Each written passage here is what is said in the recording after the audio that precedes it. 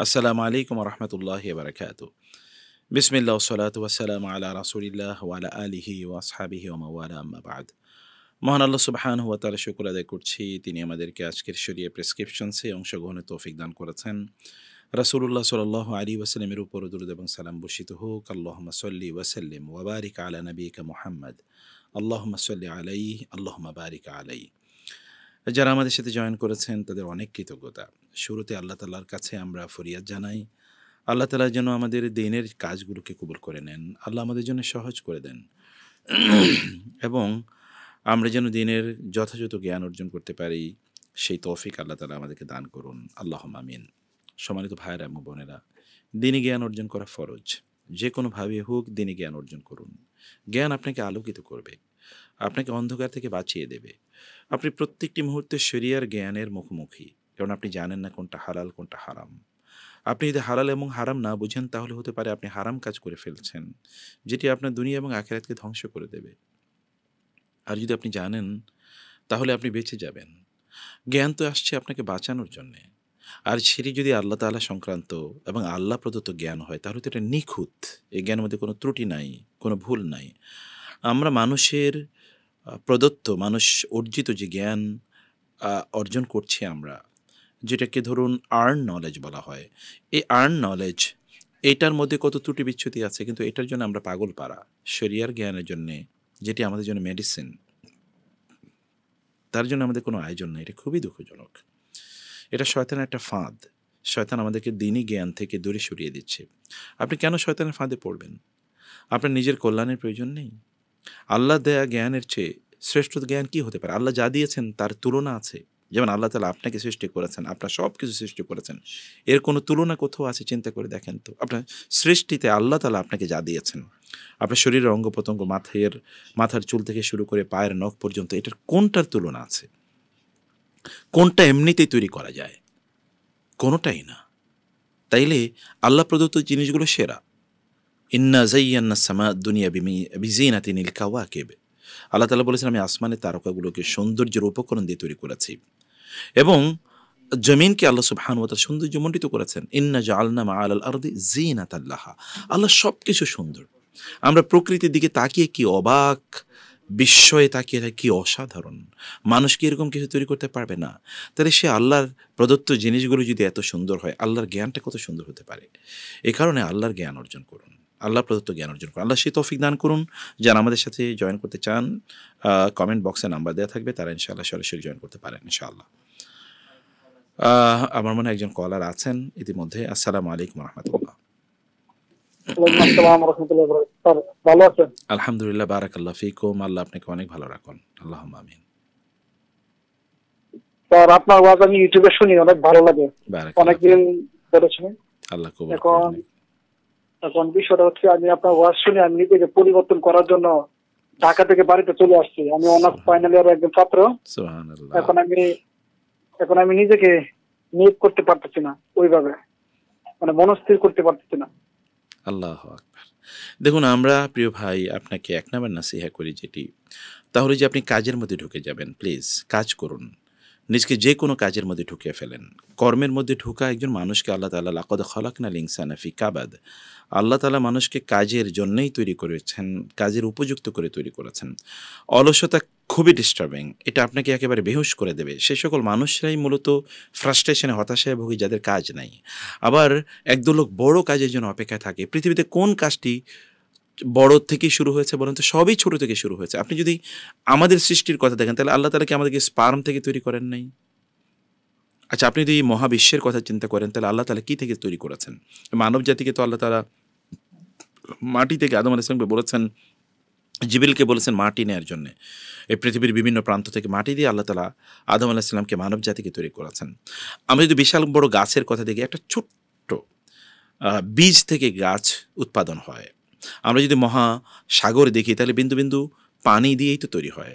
আর যদি আমরা মরুভূমি দেখি, তাহলে বিন্দু বিন্দু মানে যদি বালির কথা বলি, তাহলে বালি দিয়ে তৈরি হচ্ছে, তাই না? সে কারণে ছোট থেকে শুরু করুন। ছোট থেকে বড় হওয়া যায়, বড় থেকে বড় হওয়া যায় না। আপনি যে কোনো কাজের মধ্যে থেকে যান। ২ নম্বর বিষয় হচ্ছে আপনি জ্ঞান অর্জনের পথকে পরিহার করবেন না। প্লিজ জ্ঞান অর্জন করতে থাকুন। কিন্তু শুধু আমরা তো সারা ২৪ ঘন্টাই পড়ি না। নিশ্চয়ই আপনার আরও কাজ থাকে। যতটুকু আপনি পড়েন ৫, ৭, ৮, ১০ ঘন্টা যতটুকু আপনি পড়েন তার বাইরে কাজে এঙ্গেজ হন। প্রয়োজনে ফেরি করে জিনিস বিক্রি করুন। প্রয়োজনে পার্ট টাইম কোথাও চাকরি করুন। তাই না? প্রয়োজনে নিজে একটা অনলাইন ব্যবসা শুরু করে দিন। কিছু একটা করেন। যাই পারেন আপনি কিছু একটা করেন। হালাল কিছু একটা করেন। আল্লাহ তাআলা দেখবেন আপনার মধ্যে অনেক, অনেক বারাকা প্রদান করবেন। আর দ্বীনি কাজগুলো, দ্বীনি জ্ঞান অর্জন করবেন প্যারালালি। কোনোভাবে দ্বীনি জ্ঞানকে ছোট মনে করবেন না। দ্বীনি জ্ঞান আপনাকে আলোকিত করবে। দুনিয়ার জ্ঞান আপনাকে দুনিয়াতে সুন্দরভাবে জীবন পরিচালনা করার জন্য শেখাবে। দুটোই প্যারালালি করবেন। কোনোটাই ছাড়বেন না। আল্লাহ তাআলা আপনাকে দুনিয়ারও রাজা বানিয়েছেন, আখিরাতেরও রাজা বানিয়েছেন। ওয়ালা তানসা নাসিবাকা মিনাদ দুনিয়া। আল্লাহ তাআলা বলেছেন, তুমি দুনিয়ার অংশটা তুমি ভুলে যেও না, কিন্তু আখেরাতকেও তুমি ভুলবা না। দুনিয়াও তুমি রাজা হও, আখেরাতেও তুমি রাজা হও। একদল লোক তার দুনিয়াও রাজা, আখেরাতেও রাজা, কি অসাধারণ। আরেক দল লোক দুনিয়া রাজা, আখেরাতে ফকির। এর খুবই ভয়াবহ বিপর্যয়ের মুখে আছে। আরেক দল লোক দুনিয়ায় তারা কষ্টে আছে, কিন্তু আখেরাতে তারা মহারাজা। তো আপনি যেটাই হন না কেন, ইনশাআল্লাহ আপনি দুনিয়া এবং আখেরাতে রাজা হতে পারেন। আল্লাহ তৌফিক দান করুন। আল্লাহুম্মা আমিন। জি, আসসালামু আলাইকুম ওয়া রাহমাতুল্লাহি ওয়া বারাকাতুহু। হ্যালো, আসসালামু আলাইকুম। ওয়ালাইকুম আসসালাম ওয়া রাহমাতুল্লাহি ওয়া বারাকাতুহু।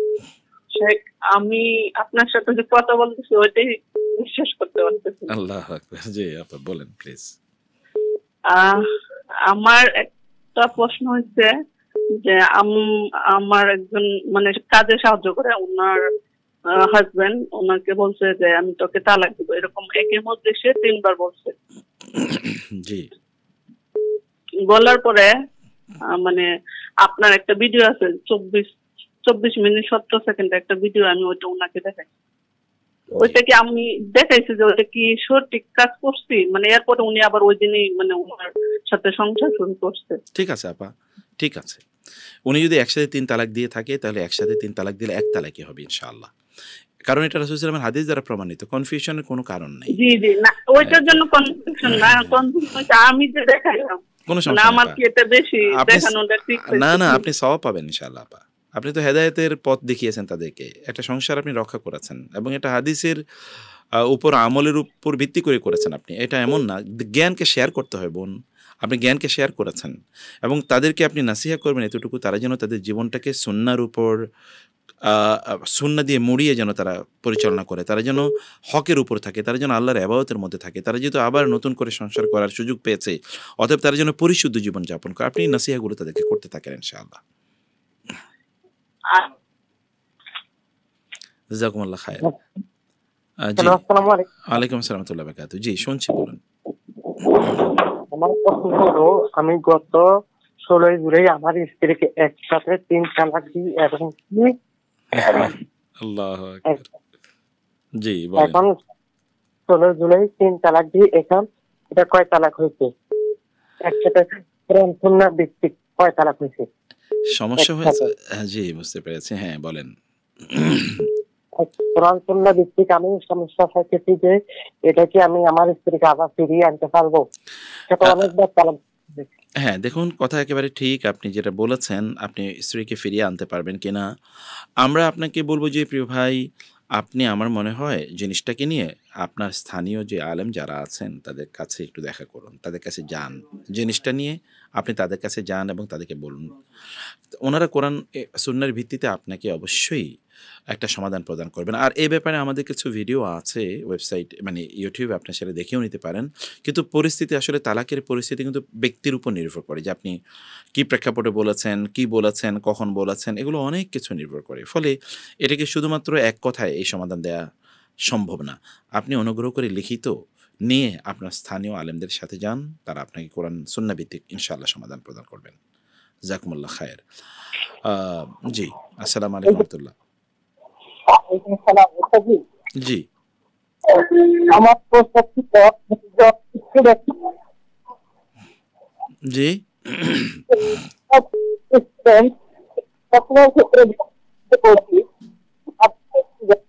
আমার কি হয় যে অন্য চিন্তা চলে আসছে, আমি করতে করতে অন্য চিন্তা চলে আসে। আপনি পড়ার ভেতরে মনোযোগ থাকে, আপনি ধরবে আমি আসলে আপনার প্রশ্নটা বুঝতে পারি না। আবার একটু বলবেন? একটু ভেঙে কথাগুলো এসছে। আমি হচ্ছে এরকম, আমি যখন একত্র থাকি বিশেষ করে ক্লাসের বেলা, হ্যাঁ তখন হ্যাঁ আমার একই থাকে, কিন্তু যখন আমি অন্য সময় আছে একটু পড়তে থাকলে অন্য চিন্তাগুলো শুধু আছে। এজন্য আমি মনোযোগ ভাবে ধরে রাখতে পারবো, মনোযোগ কিভাবে বেশি থাকবে কোনো কিছু পরামর্শ রাখছেন? নামাজের মধ্যে? না, পড়াশোনার ও ক্ষেত্রে। পড়াশোনা, আচ্ছা আচ্ছা, বুঝতে পেরেছি প্রিয় ভাই, জাযাকুমুল্লাহ খায়ের। পড়াশোনায় মনোযোগ তৈরি করার জন্য করণীয় কি? আমরা আপনাকে এক নম্বর নাসিহা যেটি করব তা হলো, পড়াশোনায় মনোযোগ রাখতে হলে আপনার আশপাশের এনভায়রনমেন্টটাকে আপনি একেবারে মানে সাউন্ড এনভায়রনমেন্ট যেটাকে বলে, মানে সাউন্ডলেস, সাউন্ড মানে সাউন্ডলেস আর কি, মানে এমন একটা এনভায়রনমেন্ট করবেন যে এনভায়রনমেন্ট একেবারে কুল ঠান্ডা, এখানে কোনো আওয়াজ নাই, এমন একটা এনভায়রনমেন্ট তৈরি করুন। এবং আওয়াজ দুই রকম, একটা হচ্ছে হিউম্যান ক্রিয়েটেড, মানে মানুষ তৈরি করে ওইখান থেকে আওয়াজ আসে, ওইখান থেকে চিৎকার আসে, এরকম কিছু। আর একটা হচ্ছে আমরা মানে যেটা ইন্টারনেট ক্রিয়েটেড। সেটা কি? সেটা হলো যেমন সোশ্যাল মিডিয়া, ফেসবুক আপনি ওপেন রেখেছেন, ইউটিউব ওপেন রেখেছেন, হোয়াটসঅ্যাপ ওপেন রেখেছেন, এরকম। তো আপনি যেখানে পড়তে বসবেন আপনি সব বন্ধ করে রাখুন, কোনো ধরনের, এমনকি আপনার মোবাইলটা বন্ধ করে রাখবেন, যেন মোবাইলের কোনো নোটিফিকেশান বা কোনো ফোন যেন আপনার কাছে না আসে। আবার বলি, একটা হচ্ছে মানুষের কোনো আওয়াজ যেন না আসে, এবং দুই নম্বর হচ্ছে যেন কোনোভাবে অন্য কোনো জিনিস আপনাকে মানে ডিস্ট্রাক্টেড না করে ফেলে। আমাদের মূল প্রবলেম হলো আমরা ডিস্ট্রাকশানে চলে যাই। আপনি ৫ মিনিট বা ১০ মিনিট আমরা মনোযোগ রাখতে পারি না, কারণ হচ্ছে আমরা সোশ্যাল মিডিয়া দেখতে দেখতে দেখতে দেখতে আমাদের মনোযোগ একেবারে নষ্ট হয়ে গেছে। সে কারণে এগুলো থেকে আপনার নিজেদেরকে আপনি দূরে রাখবেন। এবং ৩ নম্বর হচ্ছে আল্লাহর কাছে চান, আল্লাহকে বলুন, আল্লাহ তাআলা যেন আপনার মনোযোগটা বাড়িয়ে দেন। আর ৪ নম্বর বিষয় হচ্ছে যে আপনি যখন কোনো বই পড়বেন তখন আপনি একটা শর্ট স্প্যান করুন, মানে হচ্ছে ছোট ছোট স্লট করুন। সাধারণত মানুষের ৪০ মিনিট পর্যন্ত মানুষের মানে অ্যাটেনশন স্প্যান থাকে। তো আপনি ৪০ মিনিট পর্যন্ত স্লট ভাগ করে রাখুন, যে আমি ৪০ মিনিট পড়বো। এরপর আপনি একটু হাঁটুন, একটু ব্যায়াম করুন, প্রয়োজনে ২ রাকাত সালাত আদায় করুন, একটু কোরআন তেলাওয়াত শুনুন, এরকম করুন আপনি, করে আপনার কনসেন্ট্রেশন লেভেলটাকে আপনি একটু বাড়াতে পারেন। এগুলো হচ্ছে কনসেন্ট্রেশন লেভেল বাড়ানোর সুযোগ। আরেকটা কাজ আপনি করতে পারেন, তা হলো এটা বই পড়ার জন্য খুব চমৎকার কিছু মেথোডোলজি আছে। আপনি যা পড়েছেন তা লিখবেন, আপনি কী পড়েছেন এটা লিখবেন, একটু আওয়াজ করে পড়বেন যেন আপনার কানে আওয়াজটা পৌঁছে, তাহলে আপনার মনোযোগ অনেক অনেক বাড়বে ইনশাআল্লাহ। আল্লাহ তাআলা তৌফিক দান করুন, আল্লাহুম্মা আমিন। জি। আর একজন অবশ্যই এর মধ্যে আমাদের কাছে এর আগে প্রশ্ন পাঠিয়েছেন, প্রশ্নটি আমরা একটু দেখি। খুবই গুরুত্বপূর্ণ প্রশ্ন আমার মনে হচ্ছে। তিনি বলেছেন যে তানভীর মাহতাব বলেছেন, আমরা সবাই ফিলিস্তিনের মানুষের জন্যে খুবই উদগ্রীব হয়ে আছি। তাদের প্রতি ইসরায়েলের হত্যাযজ্ঞের কথা আমরা জানি। আমরা দেখি যে কয়েকদিন পর পর এর প্রতিবাদে বিভিন্ন দেশে আন্দোলন হয়, তারপর আস্তে ম্যাটারটা ঠান্ডা হয়ে যায়। কিন্তু এর ফলে তো কোনো স্থায়ী সমাধান আসছে না। আপনার মতে এই আগ্রাসন স্থায়ীভাবে বন্ধ করতে হলে উম্মার কী করণীয়? দেখুন, খুবই চমৎকার প্রশ্ন। আমি আপনাদেরকে আপনার এই প্রশ্নটা আমার হৃদয়কে স্পর্শ করেছে। প্রিয় ভাই, আমাদের ভাইয়েরা, আমাদের বোনেরা মার খাচ্ছে, আর আমরা এগুলো তাকিয়ে দেখছি। এর চেয়ে দুঃখজনক আর কিছুই হতে পারে না। কিয়ামতের দিন আল্লাহ তাআলা আমাদেরকে এর জন্যে অবশ্যই জবাবদিহিতায় নিয়ে আসবেন। তারা অত্যাচারিত হচ্ছে, নিপীড়িত হচ্ছে, এটা তাদের বড় ধরনের কোনো সংকট না, এটা সংকট আমাদের। কারণ কি? তারা হয়তোবা যারা নিহত হয়েছে তারা শাহাদাতের মর্যাদা পাবেন যদি তাদের ঈমান থাকে, আল্লাহ তাআলা কবুল করেন। আর যারা নিপীড়িত, মাজলুম, যারা নির্যাতিত, তারা তো আল্লাহর কাছে তাদের মর্যাদা বাড়ছে প্রতি মুহূর্তে। কিন্তু আমরা যারা সুস্থ আছি এবং স্বাভাবিক অবস্থায় আছি, আমরা করছি কি? এটা আসলে গোটা উম্মার একটা প্রবলেম। এবং এই জায়গায় আমাদের ১ নম্বর সমাধান হলো উম্মা তারা তাদের নিজেকে শক্তিশালী করতে হবে। আল্লাহ সুবহানাহু ওয়া তাআলা কোরআনে সূরাতুত তাওবাতে এরকম লম্বা করে আল্লাহ তাআলা জানিয়ে দিয়েছেন, ওয়াইদ্দু লাহুম মাসতাতা'তুম মিন কুওয়াতিন ওয়া মির রিবাতিল খাইলি তুরহিবুনা বিহি আদুওয়াল্লাহি ওয়া আদুওয়াকুম ওয়া আখারিনা মিন দুনিহিম লা তা'লামুনাহুম নাহনু না'লামুহুম। আল্লাহ তাআলা বলেছেন যে তোমরা তোমাদের শত্রুদের মোকাবেলায় তোমাদের নিজেদেরকে, তোমাদের যেই কোনো মানে প্রস্তুতি দরকার, মিন কুওয়াতিন, তোমাদের যে কোনো শক্তি অর্জন করা দরকার, সেটা ওয়েপন্স, আর্মস, তোমাদের প্রয়োজনে পারমাণবিকভাবে তোমাদের নিজেকে তোমরা শক্তিশালী করো। ওয়া মির রিবাতিল খাইলি, এবং যুদ্ধের জন্য যা কিছু উপকরণ আছে সব উপকরণ তোমরা তৈরি করো। তুরহিবুনা বিহি আদুওয়াল্লাহি ওয়া আদুওয়াকুম, এই অস্ত্র তোমরা নির্মাণ করবে যেন আল্লাহ শত্রু এবং তোমাদের শত্রুদেরকে তোমরা ভয় দেখাতে পারো। ওয়া আখারিনা মিন দুনিহিম, এবং এখন যারা উপস্থিত শত্রু আছে কেবল তাদেরকেই তোমরা তোমাদের ব্যাপারে তাদেরকেই কেবল প্রতিরোধ করবে না, বরং এরপরে যারা তোমাদের পটেনশিয়াল শত্রু আছে তাদেরকেও কিন্তু তোমরা ডেটারেন্ট প্রদান করলা। অর্থাৎ তারাও কিন্তু তোমাদের ব্যাপারে এখন ভয় থাকবে যে না এমনিতে কিছু করা যায় না। আপনি দেখেন মুসলিমদের দেশে যেই সকল দেশগুলোর একটু শক্তি আছে, যেমন আপনি পাশের একটা মুসলিম দেশের কথা বলছি পাকিস্তান, আপনি দেখেন তাদের পাওয়ার আছে এই কারণে, একটু শক্তি আছে তাদের, এ কারণে অন্যরা কিন্তু তাদের সাথে কথা বলার জন্য খুব তোয়াজ করে কথা বলে। অন্যরা তাকে আক্রমণ করার আগে কয়েকবার চিন্তা করে আমি তো পাল্টা আক্রমণের শিকার হব। আপনাকে পাওয়ার অর্জন করতে হবে, আপনাকে শক্তি অর্জন করতে হবে। রাসূলুল্লাহ সাল্লাল্লাহু আলাইহি ওয়াসাল্লাম মদিনায় গিয়ে তিনি কি করেছেন? তিনি শক্তি অর্জন করেছেন। এই কারণে যতগুলো যুদ্ধ হয়েছে, যুদ্ধে মুসলমানরা বিজয়ী হয়েছেন সবগুলোতে, ইনক্লুডিং ব্যাটল অফ ওহুদের যুদ্ধ। কারণ তাদের টার্গেট ছিল রাসূলকে হত্যা করা, তারা তো রাসূলকে হত্যা করতে পারে নাই। তারা ছিল মদিনাকে চূর্ণ বিচূর্ণ করে দেবে, তারা করতে পারে নাই। তাহলে ওহুদের যুদ্ধ মুসলমানদের বিজয় হয়েছে, প্রথম দিকে বিজয় হয়েছে, পরের দিকে তারা তাদের টার্গেট অর্জন করতে পারে নাই। আর সকল যুদ্ধে মুসলমানরা বিজয়ী হয়েছে। কারণ কি? একদিকে তাদের ইমানি শক্তি ছিল, অন্যদিকে তাদের শক্তি ছিল হচ্ছে মানে তাদের সেই রকম আর্মস ওয়েপন্স, অথবা তাদের মানুষগুলো সেরকম মিলিটারি ট্রেনিং প্রাপ্ত। আমরা আমাদের মানুষকে এরকম তৈরি করছি কিনা? আমাদের এই জন্য আমাদের করণীয়কে আমাদের শক্তিশালী হতে হবে। আমাদের একদিকে খুব অর্থনৈতিকভাবে শক্তিশালী হতে হবে, যেন আমাদের সম্পদ আছে। 2 নম্বর হচ্ছে আমাদের ওয়েপন এর দিক থেকে আমাদের শক্তিশালী হতে হবে, অস্ত্রের দিক থেকে শক্তিশালী হতে হবে। এবং 3 নম্বর যেটি, তাহলে যে আমাদের সম্মিলিত একটা প্ল্যাটফর্ম দরকার।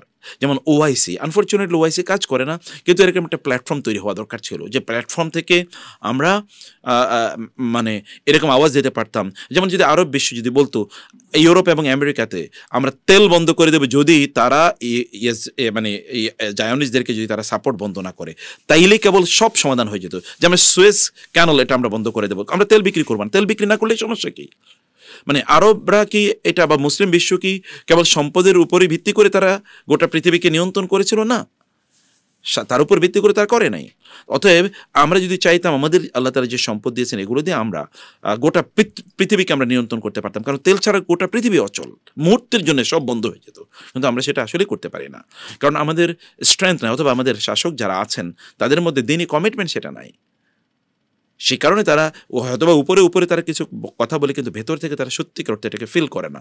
এবং 3 নম্বর জিনিস, যেখানে একটা বাণিজ্য আছে, এগুলো অনেক ইন্টারনাল গভীর ইস্যু। তবে একটা কথা বলি, যে গাজা বা এই অঞ্চলগুলো যুদ্ধ বিধ্বস্ত, বিপর্যস্ত, তাহলে এখানে আবার রিকনস্ট্রাকশন ইস্যু থাকবে। যেমন ইরাক, রিকনস্ট্রাকশন যখন হবে তখন এখানে বড় বড় জায়ান্ট যে কোম্পানি আছে, এই কোম্পানিগুলো এখানে তখন আসবে, কারণ এখানে বিভিন্ন ধরনের ফান্ড আসবে। আরব বিশ্ব থেকে ফান্ড যাবে, জাতিসংঘ থেকে ফান্ড যাবে, ইউরোপিয়ান ইউনিয়ন থেকে ফান্ড যাবে, ও প্রচুর পরিমাণ অর্থ কেন্দ্রিক তখন আসবে। অতএব এগুলোকে আবার ভাগাভাগির প্রশ্ন আছে। অতএব যেখানে ধ্বংস সেখানে আবার নতুন করে বিনির্মাণ করতে গেলে কি ডেভেলপমেন্ট মানেই কিন্তু অর্থ, আর সেখানে কিন্তু প্রচুর পরিমাণ ভাগাভাগির ইস্যু থাকে। অতএব এটা একটা ব্যাপার এখানে আছে, এটা একটা বড় একটা ইস্যু। এবং 4 নম্বর বিষয় হচ্ছে যে আসলে সত্যিকার অর্থে আমাদের সেই লেভেলের গার্ডসওয়ালা মানুষও তৈরি হয় নাই। যদি আমাদের ধরুন একজন বাদশাহ ফাহাদ, বাদশাহ ফয়সালের মতো যদি মানুষ থাকতো, যিনি বলতেন আমি তেল বন্ধ করে দেবো, তোমাদের সাথে কথা বন্ধ করে দেবো, এরকম ব্যক্তি থাকলে এটা কখনোই হতো না। সেরকম লোকেরও আমাদের অভাব আছে।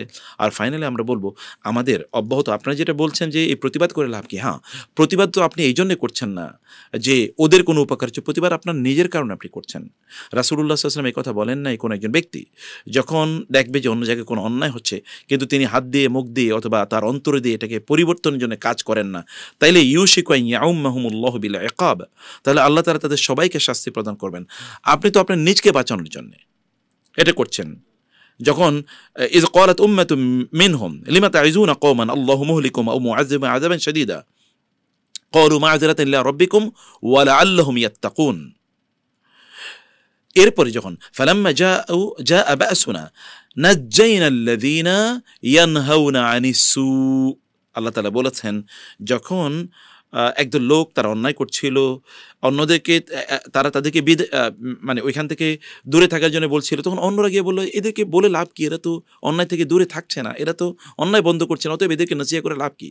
তখন যারা তাদেরকে অন্যায় থেকে বাধা দিচ্ছিল বা তাদেরকে নসিহা করছিল, তখন এরকমই বিভিন্নভাবে তারা বিক্ষোভ করছিল, এই সকল লোকেরা বলছে যে আমরা আল্লাহর কাছে যেন বলতে পারি যে আল্লাহ, আমরা তো আমাদের কাজটা করেছি। আর হতেও পারে এই লোকগুলো এর কারণে একটু তারা হেদায়েত নেবে, অথবা তারা আল্লাহর পথে ফিরে আসবে, তারপর তারা জুলুম বন্ধ করবে। এরপরে কি হয়েছে জানেন, যারা জালেম এদেরকে যখন আল্লাহ তাআলা ধ্বংস করে দিতে আসলেন, তখন আল্লাহ তাআলা বাঁচিয়ে দিলেন কাদেরকে, ওই যে যারা একটু প্রতিরোধ তৈরি করেছিল বা তারা একটু বিরোধিতা করেছিল, আল্লাহ তাদেরকে বাঁচিয়ে দিলেন। আর যারা কিছু বলে নাই তাদের উপর আল্লাহ তাআলা লানত পড়েছে, আল্লাহ তাদেরকে ধ্বংস করে দিয়েছেন, আল্লাহ তাদেরকে ধ্বংস করে দিয়েছেন। এই কারণে সহিহ হাদিসে এসেছে ইযা উমিলাতুল খাতিআতু, অথবা যদি এমন তুমি দেখো যে কোথাও কোনো অন্যায় হচ্ছে, তখন তোমরা সেখানে দাঁড়াইও না, ফা ইন্নাল লা'না তানজিলু আলা, কারণ তখন ওই সকল যারা জুলুম করে অথবা যারা ওগুলো এমনিতেই দেখে কিছুই বলে না, তাদের উপর আল্লাহ লানত পড়তে থাকে। এ কারণে আমাদের নিজের জন্য আমরা এটা করছি, এটা করতে হবে আমাদেরকে ইনশাআল্লাহ। আচ্ছা, কল আছে। আসসালামু আলাইকুম ওয়া রাহমাতুল্লাহ। ওয়ালাইকুম আসসালাম। হ্যাঁ, আমি ইউনিভার্সিটির স্টুডেন্ট। আচ্ছা জি, মাশাআল্লাহ। কিছুদিন আগে আমি একটা স্বপ্ন দেখি যে আমি আমার বাবা মা পরিবারকে নিয়ে, মানে মেনলি বাবা মাকে নিয়ে আমি অনেক বড় একটা দামি আলিশান একটা বাড়িতে বসবাস করছি। স্যার স্বপ্নটা, এই স্বপ্নটা স্যার যদি আপনি একটু ব্যাখ্যা বলতেন। আচ্ছা, আপনি যে বাড়ির কথা বলেছেন, বাড়িটা কেমন ছিল বলেন তো? বাড়িটা ছিল অনেক বড়, মানে একটা প্রাসাদের মতো, মানে প্রাসাদ বলা যাবে না, ইউরোপ আমেরিকা যেরকম বাড়ি থাকে একটা সুইমিং পুল সহ। আচ্ছা, আপনি ওনাদেরকে নিয়ে ওইখানে বসবাস করছেন, এরকম কিছু দেখছিলেন? হ্যাঁ হ্যাঁ জি, আমি ওখানে বসবাস করতাম বাবা মাকে নিয়ে, বাবা মা নিয়ে। ওকে, মাশাআল্লাহ, আপনি খুবই ভালো স্বপ্ন দেখেছেন প্রিয় ভাই। আমরা এক নম্বরে যে কথাটি বলতে চাই তা হলো যে সত্যিকার অর্থে স্বপ্নের বিষয়টি প্রকাশ্যে বলতে নাই। কারণ আপনি যখন স্বপ্নের বিষয়টি প্রকাশ্যে বলবেন, তখন আপনার এই স্বপ্নের ব্যাখ্যা শোনার পর কেউ আপনাকে নিয়ে জেলাসি করা শুরু করে দেবে। শয়তান তো আছে, জিনরাও আছে। আপনি জানেন যে ইউসুফ আলাইহিস সালাম তার স্বপ্নটা তার ভাইদের কাছে বলার কারণে তারপরে তার ভাইকেরা তাকে হত্যা করার জন্য পরিকল্পনা করেছে, তাই না? মূসা আলাইহিস সালামকে হত্যা করা বা বনী ইসরাঈলকে কেন হত্যা করার, বনী ইসরাঈলের শিশু ছেলে সন্তানদেরকে হত্যা করার জন্য কেন ফেরাউন সিদ্ধান্ত নিল? এই কারণে, কারণ ফেরাউন দেখেছে যে বনী ইসরাঈলের মধ্যে এমন একটা সন্তান জন্ম নিচ্ছে যার হাতে ফেরাউনের সকল রাজত্ব ধ্বংস হয়ে যাবে। সে কারণে ফেরাউন কিন্তু এরকম উদ্যোগ নেওয়া শুরু করেছে। এই কারণে স্বপ্ন এরকম প্রকাশ্যে বলতে নাই, আর স্বপ্ন গোপনে বলতে হয়। কারো কাছে গিয়ে আপনি গোপনে বলবেন। ৩ নম্বরে স্বপ্নের ব্যাখ্যা যিনি জানেন তার কাছে এটা বলতে হয়, কারণ স্বপ্নের ব্যাখ্যা যেভাবে করা হয় সেভাবে ঘটে। হাদিসে এসেছে, সহিহ হাদিসে এসেছে, স্বপ্নের ব্যাখ্যা সেভাবেই দিতে, যেভাবে দেওয়া হয় সেভাবেই ঘটে। আমরা আপনার স্বপ্নের ব্যাখ্যাটা ভালো, আমরা বলছি যে আপনি ইনশাআল্লাহ আপনার পিতামাতার সেবা করবেন এবং তাদের জন্যে আপনি দুনিয়া এবং আখিরাতে কল্যাণের কারণ হবেন। আপনি বরং আপনার নিজেকে এমনভাবে তৈরি করুন যেন আপনার পিতামাতার জন্য আপনি জান্নাতের রাজপ্রাসাদ তৈরি করে দিতে পারেন। সেটা কীভাবে হয় জানেন? সেটা যদি আপনি এমন হয় যে আপনি কোরআন তেলাওয়াত করলেন, কোরআন হিফজ করলেন, কোরআন অনুসারে চললেন, তাদের জন্য দোয়া করলেন, তাহলে এর কারণে আল্লাহ সুবহানাহু ওয়া তাআলা তাদেরকে জান্নাতে মর্যাদা আরও বাড়াতে থাকবেন, মানে তাদের প্রাসাদ আরও বড় হতে থাকবে। সো এই হাদিসে রাসূল সাল্লাল্লাহু আলাইহি ওয়াসাল্লাম বলেছেন যে কোনো একজন ব্যক্তি জান্নাতে তার মর্যাদা আরও বেড়ে যাবে। তখন তিনি বলবেন, ইয়া আল্লাহ, আমি তো জান্নাতে আছি, আমার মর্যাদা আরও বাড়লো কীভাবে? তখন তিনি বলবেন, রাসূল সাল্লাল্লাহু আলাইহি ওয়াসাল্লাম বলেছেন, আল্লাহ তাআলা বলবেন, বিইস্তিগফারি ওয়ালাদিকা লাক, তোমার সন্তান তোমার জন্য আমার কাছে ইস্তেগফার করেছে, এ কারণে আমি তোমার মর্যাদা বাড়িয়ে দিয়েছি। ও দিস বিউটিফুল। আল্লাহ সুবহানাহু ওয়া তাআলা আপনার সম্মান এবং মর্যাদা অনেক বাড়িয়ে দেন। আল্লাহুম্মা আমিন। আচ্ছা, তারপরে যে প্রশ্ন এসে আমরা একটু প্রশ্নটা দেখি। আচ্ছা, আরেকটা কল আছে না? জি, আসসালামু আলাইকুম রাহমাতুল্লাহ। আসসালামু আলাইকুম রাহমাতুল্লাহ। ওয়ালাইকুম আসসালাম ওয়া রাহমাতুল্লাহি ওয়া বারাকাতুহু। জি, বলুন। আসলে ভালো মানুষকে দেখতে ভালো লাগে, তার কথা শুনতে ভালো লাগে। জাযাকুমুল্লাহ খায়ের। আচ্ছা, আমার প্রশ্ন হচ্ছে, আমার বাড়ি চাঁপাইনবাবগঞ্জ, আমার এলাকায় ধরেন আম বাগান বেশি, তো এইদিকে আম বাগান বেচা কিনা হয়। তো আম বাগান বেচার ধরনটা আমি আপনাকে একটু বলি, যে একজন যার বাগান আছে ওই 3 বছর বা 4 বছরের জন্য একজনের কাছে বাগানটি বিক্রি করে দিল। 4 বছর পরে সে বাগানটি পুনরায় ফিরে পাবে, এর মধ্যে তার মানে বাগানের সাথে কোনো সম্পর্ক থাকবে না। এভাবে বেচা কিনা করা ইসলামী শরীয়ত ভিত্তিতে কেমন, বা সুন্নাহ ভিত্তিক বেচা কিনা কিরকম, একটু যদি দয়া করে বলতেন। আসলে বাগানের বেচে কি বলেন তো? বাগান, আম বাগান বা যে কোনো ধরনের বাগান সাহেব। না, এই বাগানে থাকে কি? আম গাছ থাকে, এই তো? জি, আম গাছ থেকে। জি, তাহলে বিক্রি করে তো আম নাকি? জি না, ও গাছই বিক্রি করে দেয় 4 বছরের জন্য, আম ধরুক বা না ধরুক, গাছ মানে যে কিনে নেবে তাই দায়িত্ব বাগান পরিচর্যা করে আম ধরাবে বা এরকম। এই জাতীয় বেচা বিক্রি জায়েজ নেই। কারণ হচ্ছে এটা একটা গারার মানে হচ্ছে এটা এক ধরনের অনিশ্চয়তা আছে। এখানে একটা পক্ষ ক্ষতিগ্রস্ত হওয়ার সম্ভাবনা আছে। যেই জিনিসটি গারার মানে অনিশ্চয়তা আছে, এরকম বেচা বিক্রি ইসলাম অনুমোদন করে না। যেমন ধরুন, কোনো একটা পুকুর আছে, এই পুকুরে আপনি কোনো একজন জেলে গিয়ে বলল যে আমি এই পুকুরে জাল মারতে চাই, যত মাছ উঠবে, বেশি উঠতে পারে কম উঠতে পারে, আপনাকে প্রত্যেক জালের জন্য আমি এত টাকা দেব। হতে পারে কোনো জালের মাছই ওঠে না, অথবা মাছই উঠলো না, কিন্তু তাহলে এটা একটা জুয়ার মতো। এই জুয়া ইসলাম অনুমোদন করে না। 5 বছরের বা 4 বছরের জন্য তিনি যে বাগান কিনলেন, আসলে তো তিনি আমকে কেন্দ্র করে বাগান কিনেছেন, গাছের তো কোনো কাজ নাই। এখানে আম ফলবে, তারপরে তিনি এগুলো নিয়ে তারপরে বিক্রি করবেন, এটা জায়েজ নেই। এমনকি আম মুকুল অবস্থায় আম বিক্রি করতে পারবে না, ছোট অবস্থায় আম বিক্রি করতে পারবে না, যে ঠিক আছে এগুলো বড় হলে আমি যখন বড় হবে তখন আমি এগুলো গ্রহণ করব, এরকম আমও বিক্রি করা জায়েজ নেই। এটা মানে আমরা সহিহুল মুসলিম এরকম আলাদা কিতাবুল বুয়ু, সহিহুল বুখারীতে আছে কিতাবুল বুয়ু, একটা বিশাল চ্যাপ্টার, সেখানে হচ্ছে যে এই জাতীয় বেচা বিক্রি একেবারে নিষিদ্ধ করে দেওয়া হয়েছে। ফলে এই বেচা বিক্রির শরিয়া সম্মত নয়, বরং আপনারা এগুলো নিয়ে বসুন। এটা এমন হতে পারে যে যিনি নিচ্ছেন তিনি এটা বর্গা চাষ করতে পারেন, অথবা যিনি এটার মালিক তিনি চাষাবাদ করবেন, যখন আম হবে তখন তিনি আম জেনুইনলি তখন তিনি আম বিক্রি করবেন। এর আগে মুকুল বিক্রি করা অথবা 4 বছরের জন্য বাগান বিক্রি করে দেওয়া, বাগানে আদৌ আম হবে কি হবে না এর কোনো ঠিক নাই, এগুলো এক ধরনের গারার। এই গারার একেবারে ইসলাম অনুমোদন করে না। আল্লাহ তাআলা আমাদেরকে বুঝার তৌফিক দান করুন, আল্লাহুম্মা আমিন। আচ্ছা, বলেছেন যে আমি বিয়ে না করি তাহলে আমার কি কোনো শাস্তি হবে? শফিক বলেছেন যে না, শফিক বিয়ে না করলে কোনো শাস্তি নাই, কিন্তু প্রবলেম হলো কি জানেন, আপনি প্রবলেম হলো যে আল্লাহ সুবহানাহু ওয়া তাআলা বিয়েটাকে কেন অনুমোদিত করেছেন। ইমাম শাফিঈ রাহমাতুল্লাহ বলেছেন কার জন্য বিয়ে করা ফরজ, কার জন্য সুন্নাহ, কার জন্য মুস্তাহাব, কার জন্য হারাম। তো এখন আপনার জন্য বিয়ে করা ফরজ কখন?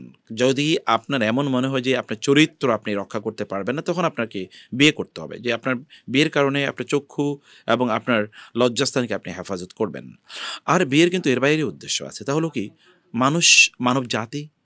আপনি যদি আপনার চিন্তা থাকে যে আমি বিয়ে করব, আমার সন্তান হবে, আমি তাদেরকে দিনদার বানাবো, দিনের জন্য আমি তাদেরকে তৈরি করব, ওরা দিনের দায়ী হবে, ওরা দিনের মুজাহিদ হবে, যদি এরকম চিন্তা করেন তাহলে কি উত্তম চিন্তা, সুবহানাল্লাহ। রাসূল সাল্লাল্লাহু আলাইহি ওয়াসাল্লাম কি কথা বলেন নাই, তাযাওয়াজুল ওয়াদুদা ফাইন্নী মুকাসিরু বিকুম আল উমাম। তোমরা এমন নারীদেরকে বিয়ে করো যারা তোমাদেরকে অনেক ভালোবাসবেন, অনেক সন্তান দেবেন, কারণ তোমাদের সংখ্যা আধিক্য দিয়ে আমি কিয়ামতের দিন আল্লাহর কাছে গর্ব করব, অন্য জাতির উপর গর্ব করব। তো আপনি তো সেরকম হতে পারেন, রাসূল সাল্লাল্লাহু আলাইহি ওয়াসাল্লামের গর্বের কারণ আপনি হতে পারেন সন্তান জন্ম দিয়ে, তাদেরকে আপনি লালন পালন করবেন। আপনি নিজে তো আর সব করতে পারবেন না, আপনার সন্তানদেরকে আপনি এমনভাবে করে গেলেন তারা আপনার জন্য সাদকায়ে জারিয়া হবে। তো এই জন্য বিয়ের কিন্তু অনেক উদ্দেশ্য আছে। কেবল পুরুষরা কেবল বিয়ে তার চরিত্রের জন্যই করে না, তারা কিন্তু উম্মার জন্য করে, তাই না? সেই কারণে আমরা আপনাকে বলবো যে আপনি সুযোগ থাকলে বিয়ে করেন, বিয়ে করবেন না কেন? আর যদি না করেন, আপনি যদি মনে করেন যে বিয়ে না করলে আপনি ভালোভাবে থাকতে পারবেন, তাতে কোনো সমস্যা নেই, ইনশাআল্লাহ ইনশাআল্লাহ। আচ্ছা, আসসালামু আলাইকুম রহমতুল্লাহ বারাকাতুহু। আসসালামু আলাইকুম। ওয়ালাইকুম আসসালাম রহমতুল্লাহ বারাকাতুহু। জি, শুনছি, বলুন। স্যার, আমার প্রথম প্রশ্ন হচ্ছে, আমার ভাই, আমার ছোট, ও হচ্ছে কামিল শেষ করছে। তো ও দীর্ঘ 2 বছর থেকে হচ্ছে আমার চাচাতো বোনের সাথে ওর আর কি সম্পর্ক, মানে পছন্দ করে তাকে। এই সূত্রে বাসা থেকে বিয়ে না দেওয়ার কারণে আমার মা বাবার সাথে সে 2 বছর যাবত কথা বলে না, এবং বাড়ির মানে ফ্যামিলির কোনো মানুষের সাথেই সে কথা বলে না। হ্যাঁ, ওখানে আমরা হচ্ছে আমাদের ফ্যামিলির, আমার মা বাবা সাপোর্ট করতেছে না, মানে আমার চাচাতো বোন, তাদের ফ্যামিলি যদি ওরকম ইসলামিক হতো, আমার তো চাচা হলেও হবে না, কিন্তু ইসলামিক দিকটা তো দেখতে হবে।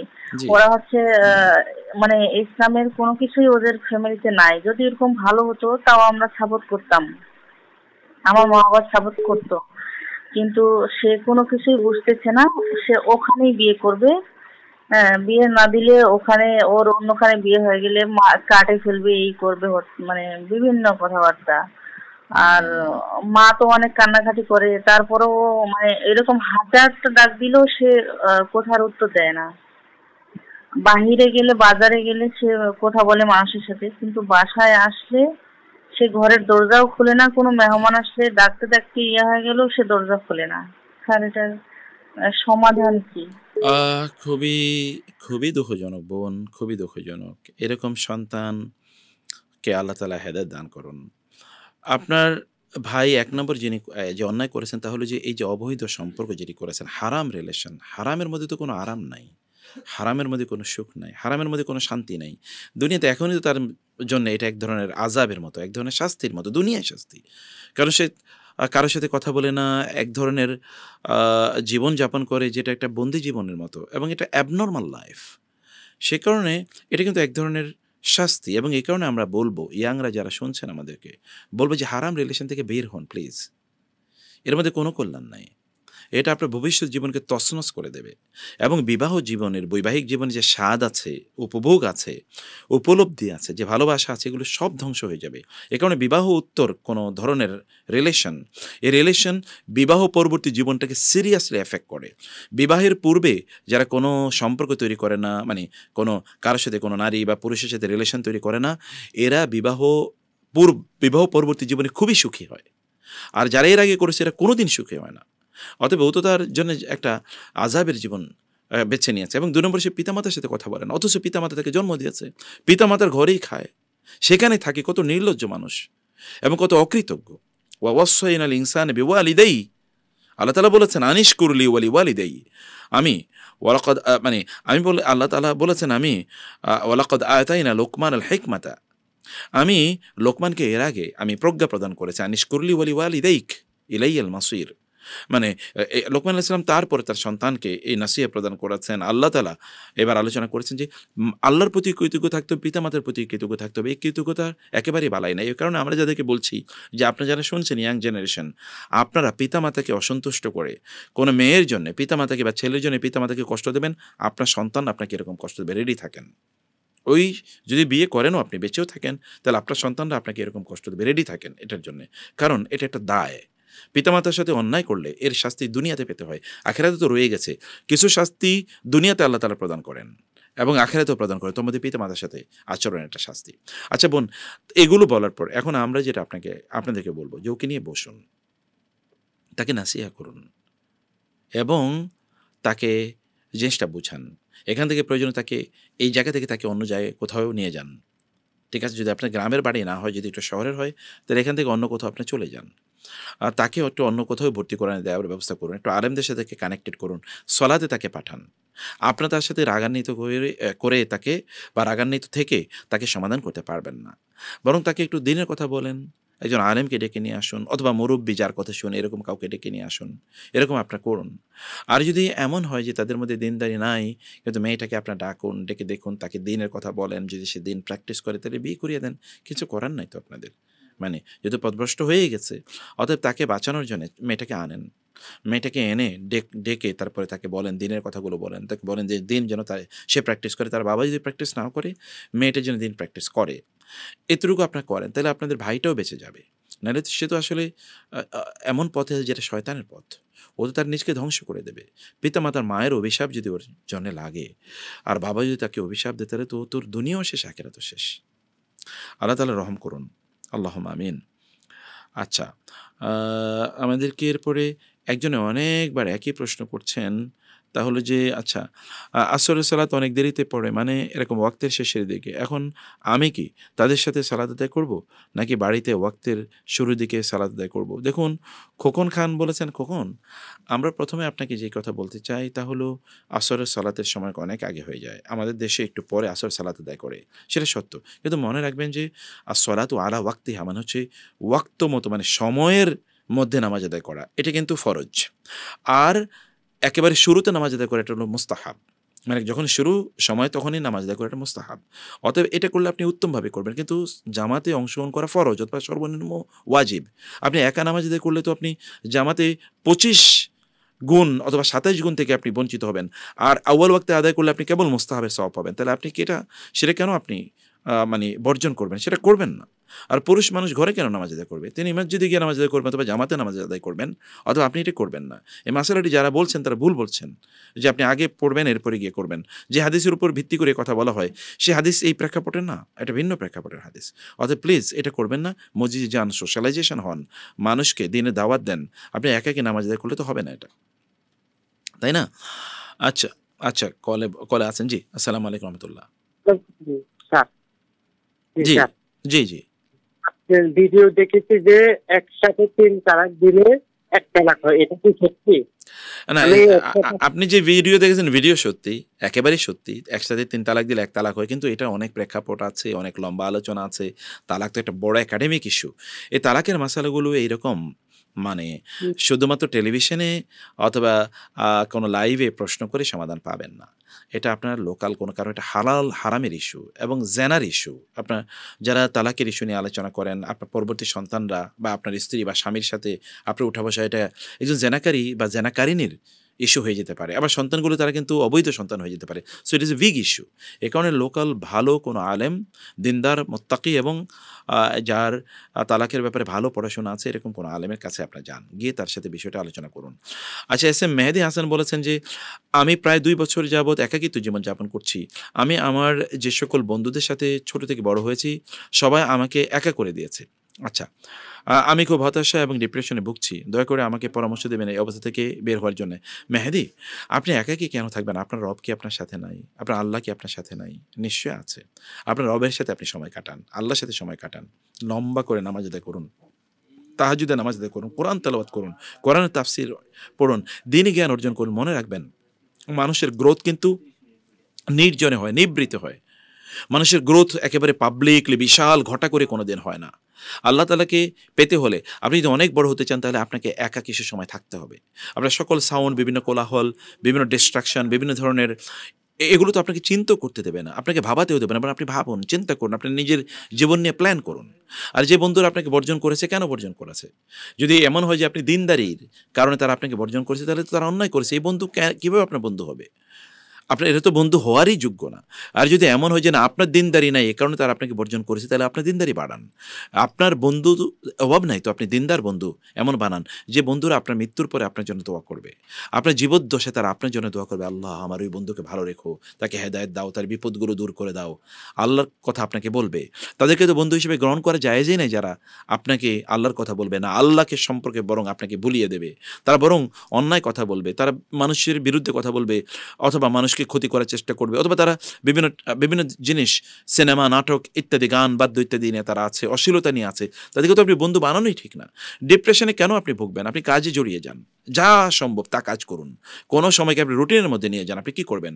সকালে আর্লি ঘুম থেকে উঠুন, আপনি ব্যায়াম করুন, দৌড়ান দীর্ঘক্ষণ, শরীর থেকে ঘাম ঝরান, তারপরে কাজ করুন, পড়াশোনা করুন। অন্যদের মানে আপনার পড়াশোনা যদি একাডেমিক পড়াশোনা থাকে সেখানে আপনি যান, যদি না থাকে তাহলে আপনি কাজ করুন, যে কোনো কাজ করুন। প্রয়োজনে ফেরি করে আপনি জিনিসপত্র বিক্রি করুন, প্রয়োজনে টং দোকান দেন, অথবা কোনো একটা জায়গায় ছোটো একটা চাকরি করেন, যাই করেন কিছু একটা কাজের মধ্যে ঢুকে যান।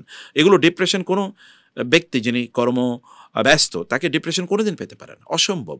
ডিপ্রেশন আসে কেবলমাত্র, ডিপ্রেশন শয়তান থেকে আসে। আর এটা শয়তান ওই ব্যক্তিকে ধরে যে ব্যক্তি অকর্মণ্য, অথবা যে ব্যক্তি নিষ্কর্মা, অথবা যে ব্যক্তি কর্মহীন থাকবেন না প্লিজ। আচ্ছা, জি, কে আছেন লাইনে? আসসালামু আলাইকুম রহমতুল্লাহ। আচ্ছা, এর মধ্যে বলেছেন একজন, আচ্ছা আমিনুর, আপনি তো ওই দিনও যে কথা বলেছেন আমিনুর, যে আপনি একজন ডিভোর্সিকে বিয়ে করতে চান যার সন্তান আছে। আমরা আপনাকে রিকমেন্ড করবো যে আপনি করুন, আপনি ডিভোর্সি এরকম কোনো নারীকে বিয়ে করুন। পিতামাতা যদি তারা সন্তুষ্ট না হয়, সম্মত না হয়, তাহলে আপনি পিতামাতার সাথে কথা বলেন যে আমি এরকম বিয়ে করতে চাই, এবং দিনদার দেখে আপনি বিয়ে করে নেন, কোনো সমস্যা নেই ইনশাআল্লাহ। আমার বাড়ির পাশের যে মসজিদ, ওই ইমামের কেরাতের ঠিক নেই, কেরাতে অনেক সমস্যা, কিন্তু ওনাকে বললেও ঠিক করে না। এই অবস্থায় আমার কি বাড়িতে নামাজ আদায় করা ঠিক হবে? না, আপনি বাড়িতে নামাজ আদায় করবেন না আরিফ, আপনি পাশে যে মসজিদ আছে এই মসজিদে যান। মসজিদে একটু দূরে হোক, সমস্যা কি? মসজিদ যত দূরে তত তো আপনার সওয়াব পাবেন। আপনি মসজিদে, আপনি যদি ধরেন 100 মিটার দূরে যাচ্ছেন, আপনি প্রত্যেকটা কদমের কারণে আল্লাহ তাআলা আপনার গুনাহ মাফ করে দেবেন, সওয়াব বাড়িয়ে দেবেন, এবং আল্লাহ তাআলা আপনাকে নূর দিয়ে আলোকিত করে দেবেন, তাই না? আল্লাহ সুবহানাহু ওয়া তাআলার সামনে আপনার মর্যাদা অনেক বাড়তে থাকবে। সে কারণে এটা আপনার জন্য পজিটিভ। আপনি দূরে অন্য পাশের মসজিদে যান, কিন্তু এমনিতে বাড়িতে একা নামাজ আদায় করতে পারবেন না ইনশাআল্লাহ। আচ্ছা, তারপরে বলেছেন, জি জি, কে লাইন আছেন? আসসালামু আলাইকুম রহমতুল্লাহ। জি বলুন প্লিজ, শুনছি, বলুন প্লিজ। আসসালামু আলাইকুম। ওয়ালাইকুম আসসালাম ওয়া রাহমাতুল্লাহি ওয়া বারাকাতুহু। আমার প্রশ্নটা হলো যে আমার সন্তানটা 9 মাসের মাথায় মায়ের পেটেই মারা যায়, নর্মাল ডেলিভারি হয়, আল্লাহ, কিন্তু জানাজা দেওয়া হয়নি। এখন পরও জীবনের মানে মৃত্যুর পরে তার সাথে দেখা কিংবা কোনো কিছু হওয়ার সুযোগ আছে কিনা, আল্লাহ এটা একটু জানাতে। হাদিসে এসে সহিহ শেষে আসাবাত যারা, অর্থাৎ যারা আসাকাত, অর্থাৎ যারা এরকম তারা মায়ের পেট থেকে মৃত জন্ম নিয়েছে, এরা কিয়ামতের দিন তাদের পিতামাতার ধরে, জামা কাপড় ধরে টেনে টেনে নিয়ে যাবে জান্নাতের দিকে ইনশাআল্লাহ। অতএব আমার তো মনে হয় আপনাকে কংগ্রেচুলেশন জানানো দরকার। আপনার ধৈর্য ধারণ করেন ইনশাআল্লাহ। দিনের উপর থাকেন, দিনের বেসিক জিনিসগুলো মেনটেন করেন, ইনশাআল্লাহ এই সন্তান আপনাদের জন্য কল্যাণকর হবে। এটা আপনাদের জন্য কিয়ামতের দিন এমন এমন কল্যাণে থাকবে যেটা আপনারা গর্ব করবেন তখন এই সন্তানের জন্য ইনশাআল্লাহ। ধৈর্য ধারণ করুন ইনশাআল্লাহ। আচ্ছা, জি জি, আসসালামু আলাইকুম রহমতুল্লাহ বারাকাতুহু। আসসালামু আলাইকুম। ওয়ালাইকুম আসসালাম রহমতুল্লাহ বারাকাতুহু। স্যার, সন্তানের গাইডলাইনের বিষয়ে আমি প্রশ্ন করতে চাই যে বলুন কোন সেক্টরে যে আলিয়া সেক্টরে একটা আলিয়া সেক্টর কমই আছে, কোন সেক্টরটাতে ইয়ে করলে ভালো হবে প্রথমত? আমি একটা গাইডলাইন দেব। এটা আলিয়া কওমি, এটা কোনো ইস্যু না। আপনি একটা ভালো মাদ্রাসায় ভর্তি করান, যে মাদ্রাসায় একাডেমিক পড়াশোনার পাশাপাশি আখলাকি তারবিয়া এটা প্রদান করে, আখলাকি দিকটা দেখে। আখলাক না হলে পড়াশোনা করে কোনো লাভ নাই, তাই না? আখলাকটা যেখানে দেখাবে বা আখলাকের প্রতি গুরুত্ব দেয় এরকম কোনো একটা প্রতিষ্ঠানে নিয়ে যান। এটা আলিয়া মাদ্রাসা হতে পারে, এটা দারসে নাজামি মাদ্রাসা হতে পারে, কোনো সমস্যা নেই। আর আপনি সালাফি মাদ্রাসাগুলো তো নিয়ে যেতে পারেন ইনশাআল্লাহ, সেখানেও আপনাদের জন্য অনেক কল্যাণ আছে ইনশাআল্লাহ। তো এটি করেন, কিন্তু আবার বলছি যে এটা আখলাকি দিকটা আপনি খেয়াল করবেন। ২ নম্বর বিষয় হচ্ছে যে আপনার সন্তান যেন শুদ্ধ করে কোরআন পড়তে পারে, যদি সম্ভব হয় কোরআন হাফেজ বানিয়ে দেয়া, যদি পুরো হাফেজ নয় কমপক্ষে কিছু কোরআনের অংশ জুজ মুখস্থ করুক, এটা তাকে ভবিষ্যতে সঠিক পথে রাখার জন্য একটা বড় ধরনের কাজ হবে ইনশাআল্লাহ। ৩ নম্বর বিষয় হচ্ছে যে আমরা নসিহত করবো তাকে কোনো হোস্টেল এনভায়রনমেন্টে না দেওয়ার জন্যে। আপনি তাকে বাসা থেকেই রাখুন, বাসা থেকে যাওয়া আসা করুক, পড়াশোনা করুক। আপনি বাসায় যদি সম্ভবে ভালো কোনো ওস্তাদ আপনি রেখে দেন, আবার বলছি আখলাকি ওস্তাদ, যাদের মধ্যে আখলাক আছে এরকম ওস্তাদ রাখুন, যেন তাকে তারবিয়াটা ঠিকমতো প্রদান করতে পারে। আপনার বাসার এনভায়রনমেন্টটা একটা দিনই এনভায়রনমেন্ট তৈরি করুন, যেখানে ওরা পড়াশোনা করবে। আপনি নিজে তাদের সাথে পড়বেন, ওকে কেবল পড়াশোনার কথা বলবেন, আপনি চুপ করে থাকবেন তা করবেন না। আপনি নিজে তার সাথে পড়ুন, বরং ওদের রান্নাঘরে আপনি যতটুকু সময় দেবেন তার চেয়ে ওদের সাথে তাদের মানে ফিজিক্যাল ফুড, মানে তাদের বডির জন্যে, শরীরের জন্য যে খাদ্য আপনি তৈরি করছেন তার চেয়ে তার স্পিরিচুয়াল ফুড অনেক বেশি গুরুত্বপূর্ণ। অর্থাৎ তার আত্মার খাবারের জন্য আপনি তার সাথে সময় ব্যয় করেন, তার সাথে একসাথে বসে কোরআন তেলাওয়াত করুন, রাসূলের জীবনী পড়ুন, অথবা ধরুন দিনী ক্লাস অথবা কোর্সগুলো করতে থাকুন। এর মধ্যে বড় আলেমদের সাথে তাদেরকে পরিচয় করিয়ে দেন, তাদের ভিডিওগুলো দেখুক বা তাদের আলোচনাগুলো শুনুক, যেন তাদের মতো করে হওয়ার মতো আন্তরিকতা বা ওইরকম স্বপ্ন তাদের মধ্যে তৈরি হয় ইনশাআল্লাহ। তো এটা, এবং আপনি যদি কোন এলাকায় থাকেন এটা আমাদেরকে জানালে আমরা পার্সোনালি আপনাদেরকে হয়তো বা বলে দেবো ওই এলাকায় মাদ্রাসাটি ভালো, সেখানে আপনি যেতে পারেন ইনশাআল্লাহ। আচ্ছা, জি, আসসালামু আলাইকুম রহমতুল্লাহ বারাকাতুহু। আরেকজন কলে আছেন, বলেন প্লিজ। আচ্ছা, ওকে। রোজি আক্তার বলেছেন, আমার মেয়ের বয়স ৯ বছর ১০ মাস। ছোটবেলা থেকেই আমি মেয়েকে ইসলামিক লাইনে পড়াশোনা করাচ্ছি। মেয়ে পড়াশোনায় খুব ভালো ছিল। মেয়ে হিফজ করতে ছিল, ১৩ পারা হিফজ করা হয়েছে ৯ মাসে। কিন্তু গত ৬ মাসে ৬ মাস আগে মেয়ে কোনোভাবেই আর মাদ্রাসায় যেতে চাইল না। বলল যে ওস্তাদ অনেক মারে, আমি আর ওইখানে পড়ব না। আচ্ছা, এরকম আপনি বলেছেন প্রিয় বোন, আমি বুঝতে পেরেছি। দিস ভেরি ভেরি প্যাথেটিক যে বাচ্চারা তারা আসলে মাদ্রাসায় যেতে চায় না। অথচ দেখেন স্কুলে যাওয়ার জন্য বাচ্চারা কান্নাকাটি করে। আমি মাদ্রাসার ওস্তাদদেরকে বলবো যে একটা হলি এনভায়রনমেন্ট, একটা লাভিং এনভায়রনমেন্ট, একটা প্রেমময় ভালোবাসাপূর্ণ এনভায়রনমেন্ট তৈরি করেন না প্লিজ। শিশুদের মারার ক্ষেত্রে কিন্তু লিমিট আছে, আপনি জানেন। আমাদের সালাফরা তারা বলেছেন শিশুদেরকে মারার ক্ষেত্রে একজন ওস্তাদ কতটুকু মারতে পারবেন, তিনি সর্বোচ্চ কতটুকু মারতে পারবেন। একবারে তিনি ৩ বারের উপরে মারতে পারবেন না, তার লাঠিটুকু কতটুকু হবে এবং ওই লাঠি দিয়ে তিনি কোন কোন জায়গায় আঘাত করতে পারবেন। All of this are narrated by our scholars. এমনকি যদি শিশুরও কিন্তু জুলুমের শিকার হতে পারে। ওস্তাদ হলেই কেবল যে তিনি মারলেও এটা জুলুম হবে না তা কিন্তু না, ওস্তাদ কিন্তু জালিম হতে পারে। এবং এই শিশু তো এবং কোরআনের, সে তো কোরআন পড়ছে, অতএব আল্লাহর কাছে তার মর্যাদা তো অনেক। তালিবুল ইলম, তার জন্য আল্লাহ তাআলা ফেরেশতাদেরকে দিয়ে ডানা বিছিয়ে দেন ফেরেশতাদের, তাই না? এবং সে জান্নাতের পথে চলতে থাকে। অতএব তালিবুল ইলমদেরকে আমাদেরও শ্রদ্ধা করা দরকার। সে আমার ছাত্র দেখে কী হয়েছে, সে তো তালিবুল ইলম, সে তো আল্লাহর দ্বীনের জ্ঞান অর্জন করছে। সেখানে ওস্তাদদেরকে বলবো যে তাদের সাথে আচরণটা অবশ্যই যেন ভালো হয়, তাদের সাথে আচরণটা যেন সৌহার্দ্যপূর্ণ হয়। রাসূল সাল্লাল্লাহু আলাইহি ওয়াসাল্লামের ব্যাপারে আল্লাহ তাআলা কি বলেছেন? ফাবিমা রাহমাতিম মিনাল্লাহি লিনতা লাহুম। আপনি আপনার আল্লাহর অনুগ্রহের কারণে আপনি তাদের সাথে উত্তম আচরণ করেছেন, কোমল আচরণ করেছেন। আপনি যদি খুবই কর্কশ রাগান্বিত থাকতেন তাহলে তারা আপনার কাছ থেকে দূরে সরে চলে যেত। এমন আচরণ করা ঠিক না কোনোভাবে, এমন আচরণ করা কোনোভাবেই ঠিক না। অনুগ্রহ করে ওস্তাদরা আপনাদের দৃষ্টিভঙ্গিগুলোকে আপনারা পরিবর্তন করেন, আপনারা দৃষ্টিভঙ্গি পরিবর্তন করেন। আল্লাহ তাআলা আমাদেরকে বোঝার তৌফিক দান করুন, আল্লাহুম্মা আমিন। জি জি, আসসালামু আলাইকুম রহমতুল্লাহ। একজন কলার আছেন, বলুন। ওয়ালাইকুম আসসালাম। আসসালামু আলাইকুম প্রিয় শাইখ। ওয়ালাইকুম আসসালাম ওয়া রাহমাতুল্লাহি ওয়া বারাকাতুহু। জি, শুনছি, বলুন। প্রিয় শাইখ, আপনি আজকে টাঙ্গাইলে আসছিলেন। আমি আপনার প্রোগ্রাম শুনেছি। আমি টাঙ্গাইলের ছেলে। বারাকাল্লাহ ফিক, আল্লাহু আকবার। জি, জাযাকুমুল্লাহ খাইর। আমি একটা বিষয়ে একটু জানতে চাই হুজুর। আমি বিয়ে করেছি 7 বছর হয়ে গেছে। আমার এখনো আল্লাহ পাক কোনো সন্তান দেননি। তো এই অবস্থায় আমি অনেক আল্লাহর কাছে সন্তান কামনা করতেছি, কিন্তু অনেকে আমাকে বলে যে তুমি কবিরাজের ওষুধ খাও বা অনেকের এটা খাও ওইটা খাও, কিন্তু এটা আমি বিশ্বাস করি না। এই জন্য আমাকে দেখা গেছে অনেকে একটু অন্যভাবে দেখে জি, যে আমি কেন বিশ্বাস করি না। আমি হয়তো ফ্যামিলিগত দিক থেকে আমি একা হয়ে যেতেছি, যে আমি অনেকের অনেক কথা শুনতেছি। জি, কিন্তু আমার তাওয়াক্কুল হচ্ছে যে আমি আল্লাহর উপর বিশ্বাস করে আমি আল্লাহর কাছ থেকে এইভাবে আমি কোনো কবিরাজের কাছে যাবো না, কোনো তাবিজ নেবো না, কোনো নিব না। তো এই অবস্থায় দেখা যাচ্ছে আমি অনেক একা হয়ে যাচ্ছে, মানুষ আমাকে ওইভাবে দেখতেছে না, আমার ফ্যামিলি। তো আমার কি করণীয় হুজুর, আমাকে একটু সঠিক আপনার জন্য নাসিহা হলো, আপনি ওই যে যে কথা আপনি বলেছেন আপনি তাই করতে থাকুন। ইব্রাহিম আলাইহিস সালাতু ওয়াস সালামের সন্তান হয়েছে যখন তার বয়স 91 বা 92, তাই না? সেই সময় সন্তান হয়েছে, এবং সন্তান কি? ইসহাক ওয়া ইয়াকুব, ওয়া ওয়াহাবনা লাহু ইসহাক ওয়া ইয়াকুব ওয়া কুল্লান জাআলনা নাবিয়্যা ওয়া ওয়াহাবনা লাহুম মির রাহমাতিনা ওয়া জাআলনা লাহুম লিসানা সিদকিন আলিয়্যা। আল্লাহ তাআলা ইব্রাহিম আলাইহিস সালামকে কখন সন্তান দিয়েছেন এবং সেই সন্তানের গুণ আল্লাহ তাআলা বর্ণনা করলেন। আল্লাহ তাকে বৃদ্ধ বয়সে সন্তান দিয়েছেন। এই সন্তানদের মাধ্যমে আল্লাহ তাআলা এরপরে যত নবী এসেছে সকল নবীদের বাবা ছিলেন এই সন্তানরা। ওই বংশে আল্লাহ সন্তান মানুষ পাঠিয়েছেন, এবং তাদের সন্তানরা পরবর্তীতে সব নবীরা তাদের সন্তান ছিল, কারণ আল্লাহর উপর তাদের তাওয়াক্কুল ছিল। 2 নম্বর বিষয় হচ্ছে জাকারিয়া আলাইহিস সালামের কথা চিন্তা করে দেখেন। তিনিও বৃদ্ধ, প্রায় 78 বা মানে 88 বা 89 বছর তার বয়স। সেই সময় তিনি আল্লাহকে বললেন, হে আল্লাহ, আপনি আমাকে এমন সন্তান প্রদান করুন যে আমার পরবর্তীতে আমি যেই দিন প্রচার করছি এই দিন প্রচার করবে। ইয়ারিসুনি ওয়ারিসু মিন আলি ইয়াকুব ওয়াজআলহু রাব্বি রাদিয়া। এরপর আল্লাহ তাআলা তাকে বলেন, ইয়া যাকারিয়া ইন্না নুবাশশিরুকা বিগুলামিন ইসমুহু ইয়াহইয়া লাম নাজআল লাহু মিন ক্বাবলু সামিয়া। এরপর আল্লাহ তাআলা বললেন, যাকারিয়া, আপনি বৃদ্ধ হয়ে গেলে আমি আপনাকে সন্তান দেব, এবং আপনার সন্তানের নামও আমি রেখে দিলাম, তার নাম হবে ইয়াহইয়া, এবং তার কি কি গুণ হবে এটা আল্লাহ তাআলা বলে দিলেন। শুধু তাই না, এগুলো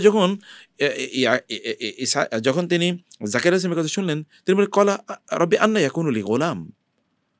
আল্লাহ, আমার ছেলে হবে কিভাবে? ওয়া ইমরাতি আকির, আমার স্ত্রী বন্ধ্যা, ওয়াকাদ বালাগতু মিনাল কিবারি ইতিয়া, আমি একেবারে ভয়াবহ বৃদ্ধ বয়সে পৌঁছে গেছি, যেই বয়সে কোনো সন্তান হওয়ার কোনো কারণই নেই, কারো হয় না, এরকম কোনো নজির নেই। তাহলে আমার সন্তান হবে কিভাবে? ক্বালা কাযালিকা ক্বালা রাব্বুকা হুয়া আলাইয়া হাইয়িন ওয়াকাদ খালাকতুকা মিন ক্বাবলু ওয়া লাম তাকু শাইয়্যা। আল্লাহর জন্য এটা সহজ। আমি তো তোমাকেও, জাকারিয়া, তোমাকে যখন আগে বানিয়েছি তখন তোমাকে কি থেকে বানিয়েছি? তোমাকে তো এক ফোঁটা পানি থেকে বানিয়েছি। অর্থাৎ তোমাকে যদি আমি এক ফোঁটা পানি থেকে বানাতে পারি, তাহলে তোমাকে কেন সন্তান দিতে পারবো না আমি? সুবহানাল্লাহ। আল্লাহর উপর তাওয়াক্কুল করুন। কে কি বলছে এদিকে নজর দেওয়ার কোনো কারণ নেই। আপনি আল্লাহর উপর তাওয়াক্কুল তো করছেনই, আল্লাহকে বলুন। আল্লাহ আপনার জন্য যেটা কল্যাণ করে রেখেছেন তাই হবে ইনশাআল্লাহ। কবিরাজের কাছে গেলে তো আপনি আল্লাহর উপর তাওয়াক্কুল হারিয়ে ফেলেন, এবং তখন শিরকের মধ্যে নিমজ্জিত হয়ে গেলেন। শিরকি কাজ করার কোনো সুযোগ নেই। এই সন্তান দিয়ে আপনি করবেন কি? যে সন্তান শিরকের মাধ্যমে এসছে, সে সন্তান তো আপনার দুনিয়াও কল্যাণে লাগবে না, আখিরাতেও কল্যাণে লাগবে না। আল্লাহ রহম করুন, আল্লাহুম্মা আমিন। জি জি, কলায় আছেন কি? আসসালামু আলাইকুম ওয়া রাহমাতুল্লাহ।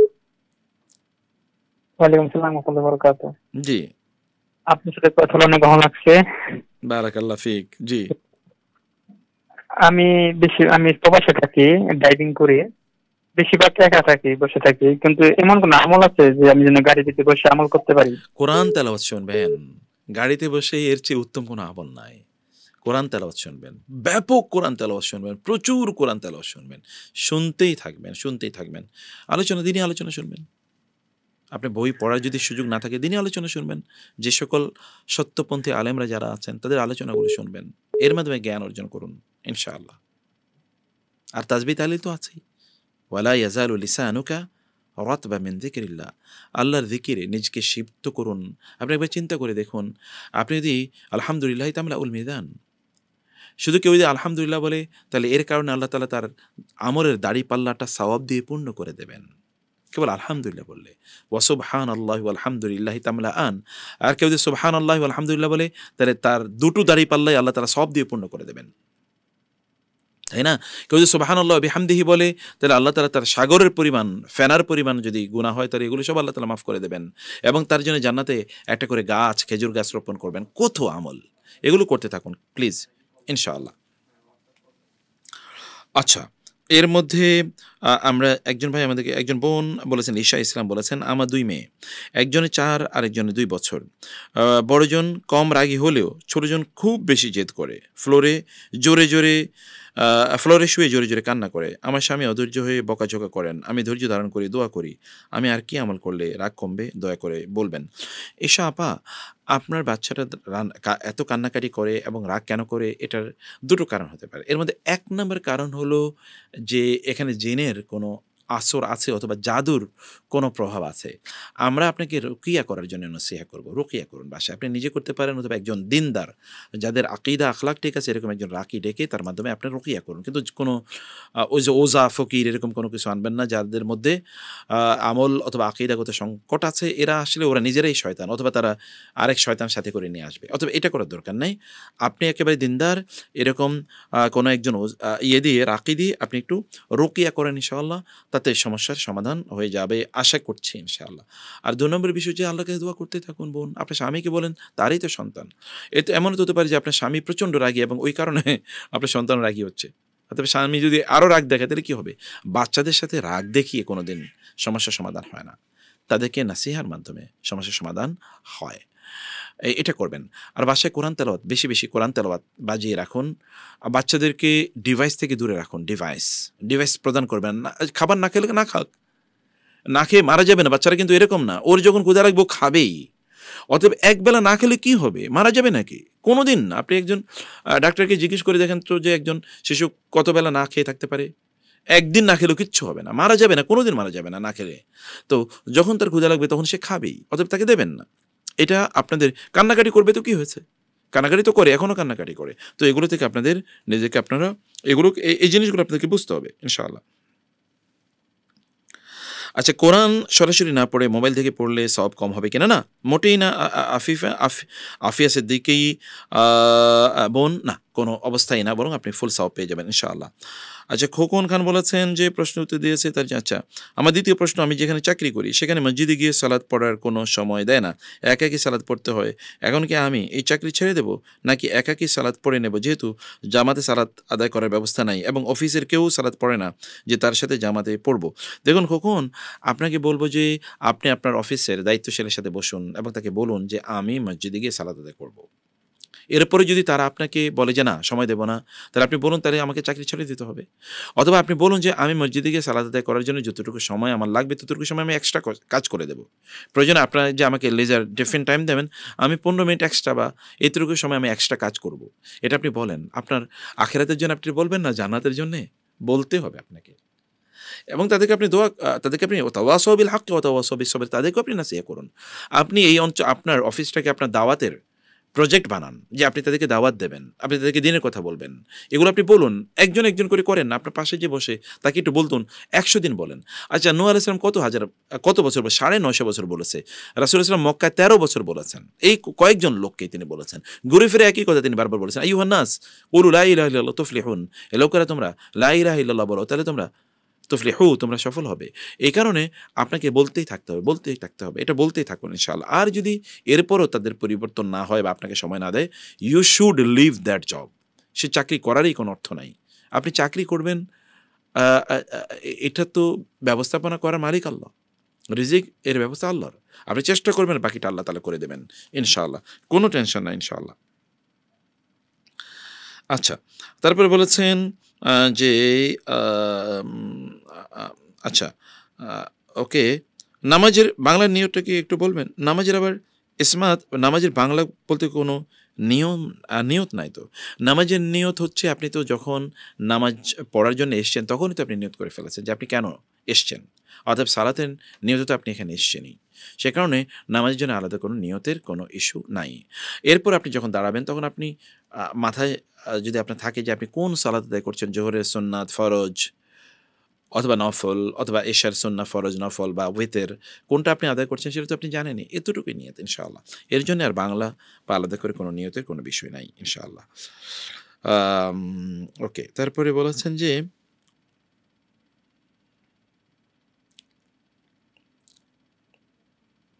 ঠিক আছে, নামাজের শেষ বৈঠকে কি একাধিক দোয়া পড়া যাবে কিনা? জি, নামাজের শেষ বৈঠকে আপনি একাধিক দোয়া করতে পারবেন, কোনো সমস্যা নাই ইনশাআল্লাহ। বলেছেন যে আমার এক ছেলে এক মেয়ে। ছেলে বড় 7 বছর বয়সে গত বছর 1 আগস্ট গাছের ডাল ভেঙে আমার ছেলের উপর পড়ে আল্লাহ ডাকে সাড়া দিয়ে চলে গেছে না ফেরার দেশে। এখন প্রশ্ন হলো, আমার ছেলে কি নিষ্পাপ আর সে কি সরাসরি জান্নাতি? আমার ছেলেকে কি হাসরের মাঠে পাবো? আর একটা প্রশ্ন, আমার মেয়ে 3 বছর বয়স, তার ভাইকে হারানোর পর থেকে খুব রাগী হয়ে গেছে। এখন তার রাগ কমানোর আমল আছে কিনা? দেখুন রাজ, আপনার জন্যে আমরা খুবই সমবেদনা জানাচ্ছি ভাই। আপনাকে ধৈর্য ধারণ করার কথা বলবো। আপনি ধৈর্য ধারণ করুন। আল্লাহর কাছে আপনি এর জন্য প্রতিদান চান। আল্লাহই তো উত্তম পরিকল্পনাকারী। আপনার সন্তান আপনার আগে তো আখিরাতে পাড়ি জমিয়েছে। সে তো আপনার জন্যে কিয়ামতের দিন আল্লাহর কাছে সুপারিশ করবে। আল্লাহর কাছে সে সুপারিশ করবে। এবং আপনার সন্তান তো পাপের বয়সে পৌঁছে নাই। বালেগ হওয়ার পরেই কেবলমাত্র তার পাপের বয়স হয়, অতএব পাপের বয়সে পৌঁছে নাই। বরং সে যদি পুণ্যের বা দিনে কোনো কাজ করে থাকে তাহলে এই সব আপনারা পাবেন, সে এমনিতে জান্নাতি হবে ইনশাআল্লাহ। আর এই সন্তানরা আসলে, এই সকল শিশুরা তারা ইব্রাহিম আলাইহিস সালাতু ওয়াস সালামের সাথে আছে, কিয়ামতের দিন আপনি আপনার সন্তানকে পাবেন এবং আপনার সন্তান আপনার জন্য কল্যাণকর হবে ইনশাআল্লাহ। আর আপনার ছোট মেয়ের জন্যে আমরা দোয়া করি, আল্লাহ তাআলা তার রাগ কমিয়ে দেন। আপনি সফটলি হ্যান্ডেল করবেন এই সকল বাচ্চাদেরকে, তাকে বুঝান, তাকে বেশি বেশি ঝাড়ফুঁক করবেন সকালে। উইযুকা বিকালিমাতিল্লাহি তাম্মা মিন কুল্লি শাইতানিন ওয়া হাম্মা ওয়া মিন কুল্লি আইনিন লাম্মা। ছোট একেবারে সকালে তাকে এরকম করে, মানে তার জন্যে যদি আপনি সকালে যদি এইভাবে দোয়া করেন তাহলে ইনশাআল্লাহ সারাদিন জুড়ে সে বিভিন্ন ধরনের শয়তানি ওয়াসওয়াসা বা শয়তানের উপদ্রব থেকে সে বেঁচে যাবে। আর রুকিয়া করাবেন ইনশাআল্লাহ, রুকিয়া করাবেন। বাচ্চারা ইদানিং যে রাগী হয়, যে রাগী অনেকে আমাদেরকে বলছেন, এটা কিন্তু একটা কারণ আছে, এটা সেহের, জাদু এবং চোখ লাগা বা মুখ লাগা ইত্যাদি আছে। তো আবার শয়তানের বা জিনের এখানে প্রভাব আছে, জিনের কিন্তু জাদু আছে। তো সেই কারণে এগুলো ঘটতে থাকে। এই কারণে প্রত্যেকটা ঘরে ব্যাপক পরিমাণে রুকিয়া করা দরকার। আপনারা নিজেরা করবেন, আপনারা সূরাতুল বাকারা ঘরের মধ্যে তেলাওয়াত করবেন, পুরো সূরা পড়বেন, অথবা পুরো সূরা ঘরের মধ্যে যেন তেলাওয়াত হয় এরকম ব্যবস্থা করবেন। আর সকাল এবং সন্ধ্যার যে আযকারগুলো, জিকিরগুলো, এগুলো ঘরে অবশ্যই পড়বেন। বাচ্চাকেও আপনাদের সাথে নামাজে দাঁড়া করিয়ে দেন, তাকে কোরআন তেলাওয়াত বেশি বেশি শোনান, যেন কোরআনের ভালোবাসা তার অন্তরে তৈরি হয়ে যায় ইনশাআল্লাহ। এগুলো করলে ইনশাআল্লাহ এর মধ্যে আপনারা অনেক ভালো ফলাফল পাবেন ইনশাআল্লাহ। আচ্ছা, ফাহমিদা বলেছেন, ফাহমিদা বলতেছে জি, নিউ ইয়র্ক থেকে আমাদের ফাহমিদা আপা, ঠিক, মাশাআল্লাহ। জি, 2027 সালে হজ করবেন ইনশাআল্লাহ আপা, ইনশাআল্লাহ হজ তো একসাথে করা যাবে ইনশাআল্লাহ আপা। আচ্ছা, মিষ্টি মেয়ে আমি, আচ্ছা ভালো, মিষ্টি মেয়ে, মাশাআল্লাহ, আল্লাহ আপনাকে অনেক মিষ্টি বানাক। শায়েখ, একজন পুরুষ কখন দায়ুস হয়? আমার স্বামী মালয়েশিয়ায় বিয়ে করবে, 2 দেশে 2 বউ রেখে কিভাবে হক আদায় করবে? জি, 1 নম্বর কথা হচ্ছে যে বোন, স্বামী তখনই দায়ুস হয় বা একজন পুরুষ তখনই দায়ুস হয় যখন তার অধীনস্থ নারীরা দিন এর উপর চলে না। তার অধীনস্থ নারীরা যদি দিনদার না হয় এবং সে যদি তার নারীদের কাছে অন্য যে কোনো পুরুষকে যাওয়ার জন্য অবাধ এরকম সুযোগ করে দেয়, যে কোনো পুরুষ তার নারীর কাছে, তার স্ত্রীর কাছে গেল, বা তার স্ত্রীকে নিয়ে অন্যায় এবং হিজাববিহীন বিভিন্ন জায়গায় বা পর্দাবিহীন বিভিন্ন জায়গায় সে ঘুরে বেড়ালো, অথবা তার স্ত্রী পর্দার মধ্যে, বা তার বোন অথবা তার অধীনস্থ তার মেয়েরা, তার স্ত্রী তারা পর্দার মধ্যে থাকলো, তাহলে এটা দায়ুস, এবং সে কোনোদিন জান্নাতে যাবে না, জান্নাতের ঘ্রাণও সে পাবে না। এটাই হচ্ছে দায়ুসের সংজ্ঞা। এমনকি বাবা, তিনি দায়ুস হবেন যদি তার কন্যাদেরকে তিনি শরিয়ার মধ্যে না রাখেন, তাহলে তিনি দায়ুস হবেন। আচ্ছা, আমরা যেটা বলছিলাম যে আপনি যেটা বলছেন যে আপনার স্বামী মালয়েশিয়াতে দ্বিতীয় বিয়ে করতে চায়, দ্বিতীয় বিয়ে করার জন্য তার জন্য জায়েজ তখনই হবে যদি তিনি আপনার প্রতি এবং পরবর্তী স্ত্রীর প্রতি ইনসাফ মেনটেন করতে পারেন। যদি ইনসাফ মেনটেন না করতে পারেন তাহলে তার জন্য এই বিয়ে করাই জায়েজ নেই। কারণ হচ্ছে আল্লাহ তাআলা বলেছেন, যদি তোমরা ওয়াইন খিফতুম আল্লাহ তা'দিলু ফাওয়াহিদা, যে তোমরা চিন্তা করো যে তোমরা সকল স্ত্রীদের মাঝে আদল ইনসাফ মেনটেন করতে পারেন, প্রত্যেককে তুমি সমানভাবে সময় দেবা, সমানভাবে ফ্যাসিলিটি প্রদান করবা, এটা যদি তুমি না করতে পারো তাহলে তুমি ফাওয়াহিদা, তাহলে একটা বিয়ে করবে। তো এই কারণে তাকে এটা নিশ্চিত করতে হবে যে তিনি সবার প্রতি আপনার এবং আপনার ওই যে তাকে যে দিয়েছেন তার প্রতি সমানভাবে করতে পারবেন কিনা তিনি। আফিয়া বলেছেন, নিজের নামে ফেসবুক অ্যাকাউন্ট না খুলে অন্য নামে অ্যাকাউন্ট করলে কি গুনাহ হবে? দেখুন আফিয়া, এখানে গুনাহ হবে না যদি ধরুন আপনার ছেলের নামে আপনি খুললেন বা আপনার স্বামীর নামে আপনি খুললেন, সেটা আপনি চালালেন, এটা গুনাহ হবে না। কিন্তু এখানে দুটো দিক আছে, আমি কেবল একটা দিক বলি যে আপনি ফেসবুক অ্যাকাউন্ট কেন খুলছেন, উদ্দেশ্য কি, লক্ষ্য কি? লক্ষ্য কি আপনি যদি এমন হয় যে আপনি এর মাধ্যমে কিছু দিনই আলোচনা শুনবেন, কারণ ফেসবুকে অনেক দিনই আলোচনা থাকে, অথবা আপনি দিনই কিছু শেয়ার করবেন যারা আপনার যারা ফলোয়ার বা ফ্রেন্ড লিস্টে আছে তারা এগুলো একটু জানবে, এটা দাওয়াতি উদ্দেশ্য, তাহলে আপনি এটা করতে পারেন। আদারওয়াইজ কেবল ফেসবুক চালানোর জন্য যদি করেন তাহলে আল্লাহর কাছে জবাবদিহি করতে হবে, এটা ভয়াবহ জবাবদিহি হবে। ফেসবুক কিয়ামতের দিন অনেক মানুষের জাহান্নামের কারণ হয়ে যাবে। আল্লাহ তাআলা আমাদেরকে রক্ষা করুন। বহু মানুষ ফেসবুকের কারণে জাহান্নামেই হয়ে যাবে, কারণ ফেসবুকে সে যা শেয়ার করেছে, সে যা বলেছে, এগুলো সব কিছু আল্লাহ দ্রোহিতা, এগুলো সব কিছু মানুষের মধ্যে বিভ্রান্তি ছড়ানো, এগুলো সব কিছু মানুষের জন্য অকল্যাণ কারণ, এগুলো সব কিছু শয়তানের পারপাস সার্ভ করেছে, এগুলো সব কিছু দাজ্জালের পারপাস সার্ভ করেছে, এগুলো সব কিছু কেবলমাত্র লাগু, মানে লাহুন ওয়া লাগুন, লাগুর মানে হচ্ছে অপ্রয়োজনীয় জিনিস কেবল তিনি করেছেন। এখানে তিনি ঘন্টার পর ঘন্টা সময় কাটিয়েছেন, এই কারণে তিনি নামাজ আদায় করেন নাই, তিনি কোরআন তেলাওয়াত করেন নাই, তিনি তাসবিহ তাহলিল করেন নাই, তিনি তার আত্মীয়স্বজনের সাথে উত্তম আচরণ করেন নাই, এবং এটাকে তিনি নেশার মতো করে ব্যবহার করেছেন। ফলে তার মৌলিক কাজগুলো তিনি করেন নাই। তিনি তার জীবনে অনেক ধরনের খিটখিটে মেজাজের হয়ে গিয়েছেন, অথবা ধরুন তিনি মানে এগুলোর মধ্যে অশ্লীল জিনিস তিনি দেখেছেন, নারীদের ছবি দেখেছেন, অথবা ধরুন সিনেমা দেখেছেন, নেটফ্লিক্সে তিনি গিয়েছেন, এই সকল কাজ তিনি করেছেন, এটা তার জাহান্নামের কারণ হবে। আবার অনেক লোকের এটা জান্নাতের কারণ হতে পারে, কারণ আপনি যখন কোনো ভালো জিনিসে লাইক করেন, শেয়ার করেন, কমেন্ট দেন, তখন এটা অ্যালগরিদমের কারণে তখন মানুষের কাছে পৌঁছে যায়। আপনি যদি হারাম জিনিস দেখেন, আপনি কেবল সেখানে বিভিন্ন ধরনের নারীদের ছবি দেখলেন, এগুলোই কেবল সাজেস্টেড হবে, এবং আপনার ফ্রেন্ড লিস্টের কাছেও এগুলো সাজেস্টেড আকারে যাবে। তাহলে আপনি হারামকে প্রমোট করছেন, আপনি একটা খারাপ জিনিসকে শেয়ার করার কারণে, একটা ফলস তথ্য ছড়িয়ে দেওয়ার কারণে, অথবা মানুষকে গালিগালাজ ইত্যাদি করেছেন। অনেকে ফেসবুকে এসে গালিগালাজ করেন, অন্যকে গালিগালাজ করেন, এবং এটাকে মনে করছেন তার দাওয়াতি ল্যাঙ্গুয়েজ। যারা এই কাজটা করছেন, অনেকে অনেকের ছবি ক্রস করে তারপরে আপনি দিচ্ছেন। আপনি কিভাবে জানেন এই লোকটা কতটুকু আল্লাহওয়ালা? আপনি কেবল তার বাহ্যিক কিছু জিনিস দেখলেন, তার দুই একটা কথা শুনলেন, আপনার ভালো লাগলো না, আপনি কতটুকু জানেন দিন সম্পর্কে? আপনার মানদণ্ড কি একমাত্র মানদণ্ড? আল্লাহর মানদণ্ড কি মানদণ্ড নাই? আল্লাহ কাকে ক্ষমা করবেন করবেন, এটা তো তার প্রিরোগেটিভ, এটা তার দায়িত্ব, এটা তার কিংডম, এটা তার ডোমিনিয়ন, এটা তার রাজত্ব। সে রাজত্বে আপনি হানা দিলেন, কত বড় স্পর্ধা! এগুলো লোককে জাহান্নামের, এগুলো লোকের জন্য জাহান্নামের কারণ হবে। খবরদার কারো ছবিতে আপনি ক্রস দেবেন। আপনি কে? আপনি যখন এটা করেছেন, আপনি কত বড় গীবত করেছেন জানেন? এটা এর চেয়ে বড় গীবত আর হতেই পারে না, কারণ আপনি একাই করেন নাই, আপনি কেবল ফ্রেন্ড সার্কেলে না, আপনি হাজারো মানুষের কাছে এটা ছড়িয়ে দিচ্ছেন। আপনার মৃত্যুর পরেও আপনার আমল নামায় সাইয়া হিসেবে ঢুকতে থাকবে, কারণ এটা থেকে যাবে, আরেকজন লোক দেখবে। এটা তো নষ্ট হয়ে যাবে না? এটা তো আপনি 100 বছরও হতে পারে এই ফেসবুক থাকলে বা এগুলো থাকলে এগুলো থাকবে, সে কারণে এগুলো করবেন না, এগুলো করার প্রয়োজন নেই। আর 2 নম্বর বিষয় হচ্ছে, অনেকেই যেমন পুরুষরা নারীর একটা সুন্দর ছবি দিয়ে নারীর মানে নামে আইডি করে তারপরে সে অন্য পুরুষদেরকে অ্যাট্রাক্ট করছে, এটা পুরো হারাম, ধোঁকাবাজি। যদি আপনি ধোঁকার উদ্দেশ্যে করেন, যে আপনি ছেলের ছবি দিয়ে এরপর আপনি কোনো মেয়েদেরকে আপনি করবেন অথবা প্রতারণা করবেন, এর যদি হয় তাহলে মান গাশা ফালাইসা মিন্না, যে আমার মানে যে আমার সাথে যে ধোঁকাবাজি করে সে আমার উম্মারই অন্তর্ভুক্ত না। এ কারণে উত্তম হলো নারীদের ফেসবুকে তার নামে না হওয়া ভালো, অথবা যদি হয় তাহলে খুবই প্রাইভেট, কেবল তার ফ্রেন্ড সার্কেলের মধ্যে এটা থাকবে বা তার আত্মীয়স্বজনের মধ্যে থাকবে, এবং যারা গায়ে মাহারাম তাদের সাথে যাবে না, কেবল মাহারামদের কাছেই আছে, এরকম যদি তাহলে ভালো করতে পারেন তিনি। আদারওয়াইজ এগুলো থেকে দূরে থাকাই ভালো ইনশাআল্লাহ। আচ্ছা, মানে একজন কলার আছেন। আসসালামু আলাইকুম রহমতুল্লাহ। আচ্ছা, এর মধ্যে ঈশা বলেছেন, ঈশাপা, যে সূরা বাকারার ফজিলত হলো পাঠকারীকে কিয়ামতের দিন ছায়া দেবে। প্রশ্ন হলো, প্রতিদিন কি সূরাটি পড়তে হবে? না না বোন, প্রতিদিন পড়তে হবে না, কিন্তু আপনি পড়বেন না কেন? সুবহানাল্লাহ। কিয়ামতের দিন শুধুমাত্র ছায়া দেবেন এরকম তো না। আপনি জানেন সূরা বাকারা হচ্ছে বারাকা হাদিস এসেছে, এবং এটা ছেড়ে দিলে মানুষ আফসোস করবে। আর ওয়ালা তাস্তাতিউহুল বাতালা হাদিস এসেছে যে সূরা বাকারা কেউ যদি পড়ে তাইলে জাদুকররা অথবা জিনরা এই সকল ব্যক্তির কোনো ক্ষতি সাধন করতে পারবে না। সুবহানাল্লাহ। এ কারণে সূরা বাকারা বেশি বেশি পাশে পড়বেন ইনশাআল্লাহ। আচ্ছা, আমরা শেষ করে দেবার 2টো প্রশ্ন নিয়ে নেই। আমার বউ এখন 2.5 মাসের প্রেগনেন্ট। 2 মাস বয়সে আলট্রা করি, ডাক্তার বলেছে আমার বাচ্চার এখনো হার্টবিট আসেনি আর কোনো বাচ্চার আকৃতি ধারণ করেনি, তবে কিছু মেডিসিন দিয়েছেন আর 15 দিন পরে যেতে বলেছেন। এখন আগামীকাল ডাক্তারের কাছে যেতে চাই, সেজন্য আপনার কাছে এবং অনুরোধ, আগামীকাল জুমার নামাজের সময় সকল মুসল্লিদেরকে দোয়া করবেন, আপনার জন্য দোয়া করে আল্লাহ আপনাকে এক নেককার দিনদার সন্তান প্রদান করুন। আচ্ছা, তানজিল বলেছেন, আমি একবার পাপ করি, আবার আল্লাহ তাআলার কাছে ক্ষমা চাই, আবার ওই পাপ করি, আবার ক্ষমা চাই, এভাবে যদি আমি করি তখন কি এটা করলে আমার করণীয় কি? আমরা আপনাকে বলবো, প্রিয় ভাই, আপনি তওবা করতে থাকুন। তওবা এটা ডিটারজেন্টের মতো, সাবানের মতো। আপনি গুনাহ করলে এটা মানে সাফ হয়ে যাবে। জামায় যেরকম ময়লা লাগে বারবার, আপনি বারবার ডিটারজেন্ট ব্যবহার করেন, তওবা থেকে দূরে থাকবেন না।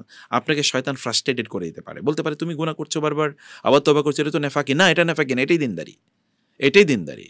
আর শয়তান যেটা বলছে ওটাই আপনাকে মুনাফিক বানাতে চায়, না তাহলে আল্লাহ ক্ষমা করবে না, ঠিক আছে আমি আর তওবা করব না। ও তো আপনাকে, শয়তান তো তার পথে নিতে চায়। অথবা তওবা করতে থাকুন, তওবা করতে থাকুন। সহিহ হাদিসে এসেছে রাসূলুল্লাহ সাল্লাল্লাহু আলাইহি ওয়াসাল্লাম বলেছেন, কোন একজন বান্দা গুনাহ করেছে, এরপরে তওবা করেছে, কারণ সে জানে আল্লাহ ছাড়া তাকে ক্ষমা করার মতো কেউ নাই, আমি তাকে ক্ষমা করে দিয়েছি। সে আবার ওই গুনাহ করেছে, আবার তওবা করেছে, এবং সে জানে আল্লাহ ছাড়া তার কোনো ক্ষমাকারী নাই, এবং আমি তাকে ক্ষমা করে দিয়েছি। সে আবার গুনাহ করেছে, আবার তওবা করেছে, আমি তাকে তখন সে জানে আমি ছাড়া তাকে ক্ষমা করার মতো কেউ নেই, এ কারণে সে আমার কাছে তওবা করেছে, আমি তাকে ক্ষমা করে দিয়েছি। আবারও গুনাহ করেছে, আবারও এরকম তওবা করেছে, এবং তার বিশ্বাস আমি ছাড়া কেউ ক্ষমা করতে পারবে না, আমি তাকে ক্ষমা করে দিলাম। অতঃপর আমি তাকে এমন করে দিলাম যে বললাম, যাও তোমার সব গুনাহ মাফ করে দিয়েছি, তুমি এরপরে গুনাহ করো কি করো না এটার আমি দেখবো না, তোমাকে এমনি মাফ করে দিলাম, যাও। Common general amnesty. এই হাদিসের অর্থ এরকম যে এই ব্যক্তিকে আল্লাহ সুবহানাহু ওয়া তাআলা এই তওবার কারণে আল্লাহ তাআলা তার মানসিকতা এমন প্রদান করবেন সে আর গুনাহই করবে না, অথবা গুনাহ থেকে সে নিষ্কৃতি পেয়ে যাবে, অথবা এই গুনার মাফের জন্য এই যে ডিটারজেন্ট ব্যবহার করছে, এই যে সাবান ব্যবহার করছে, এখান থেকে সে মুক্তি পেয়ে যাবে। আমরা বলবো যে আপনি এটা ছাড়বেন না। আল্লাহ তাআলা আমাদের সবাইকে বোঝার তৌফিক দান করুন। আজকে অনেকেই অনেক প্রশ্ন করেছেন, সবগুলো প্রশ্নের জন্য আপনাদেরকে অনেক অনেক কৃতজ্ঞতা। আমাদের প্রতি বৃহস্পতিবার আমরা চেষ্টা করি আপনাদের সাথে 9টা থেকে বসতে। ইনশাআল্লাহ আপনারা লাইভে জয়েন করতে পারেন এবং কমেন্ট সেকশনে কমেন্ট করে রাখবেন ইনশাআল্লাহ। আল্লাহ সবাইকে অনেক কল্যাণ প্রদান করুন। আল্লাহুম্মা আমিন। আজকে এখানে শেষ করছি। হাদা ওয়া সাল্লাল্লাহু সুবহানাহু ওয়া তাআলা নবিয়ানা মুহাম্মদ ওয়া আলিহি ওয়া সাহবিহি আজমাইন। সুবহানাকাল্লাহুম্মা ওয়া বিহামদিকা আশহাদু আল্লা ইলাহা ইল্লা আনতা আস্তাগফিরুকা ওয়া আতুবু ইলাইক। ওয়াসসালামু আলাইকুম ওয়া রাহমাতুল্লাহি ওয়া বারাকাতুহু।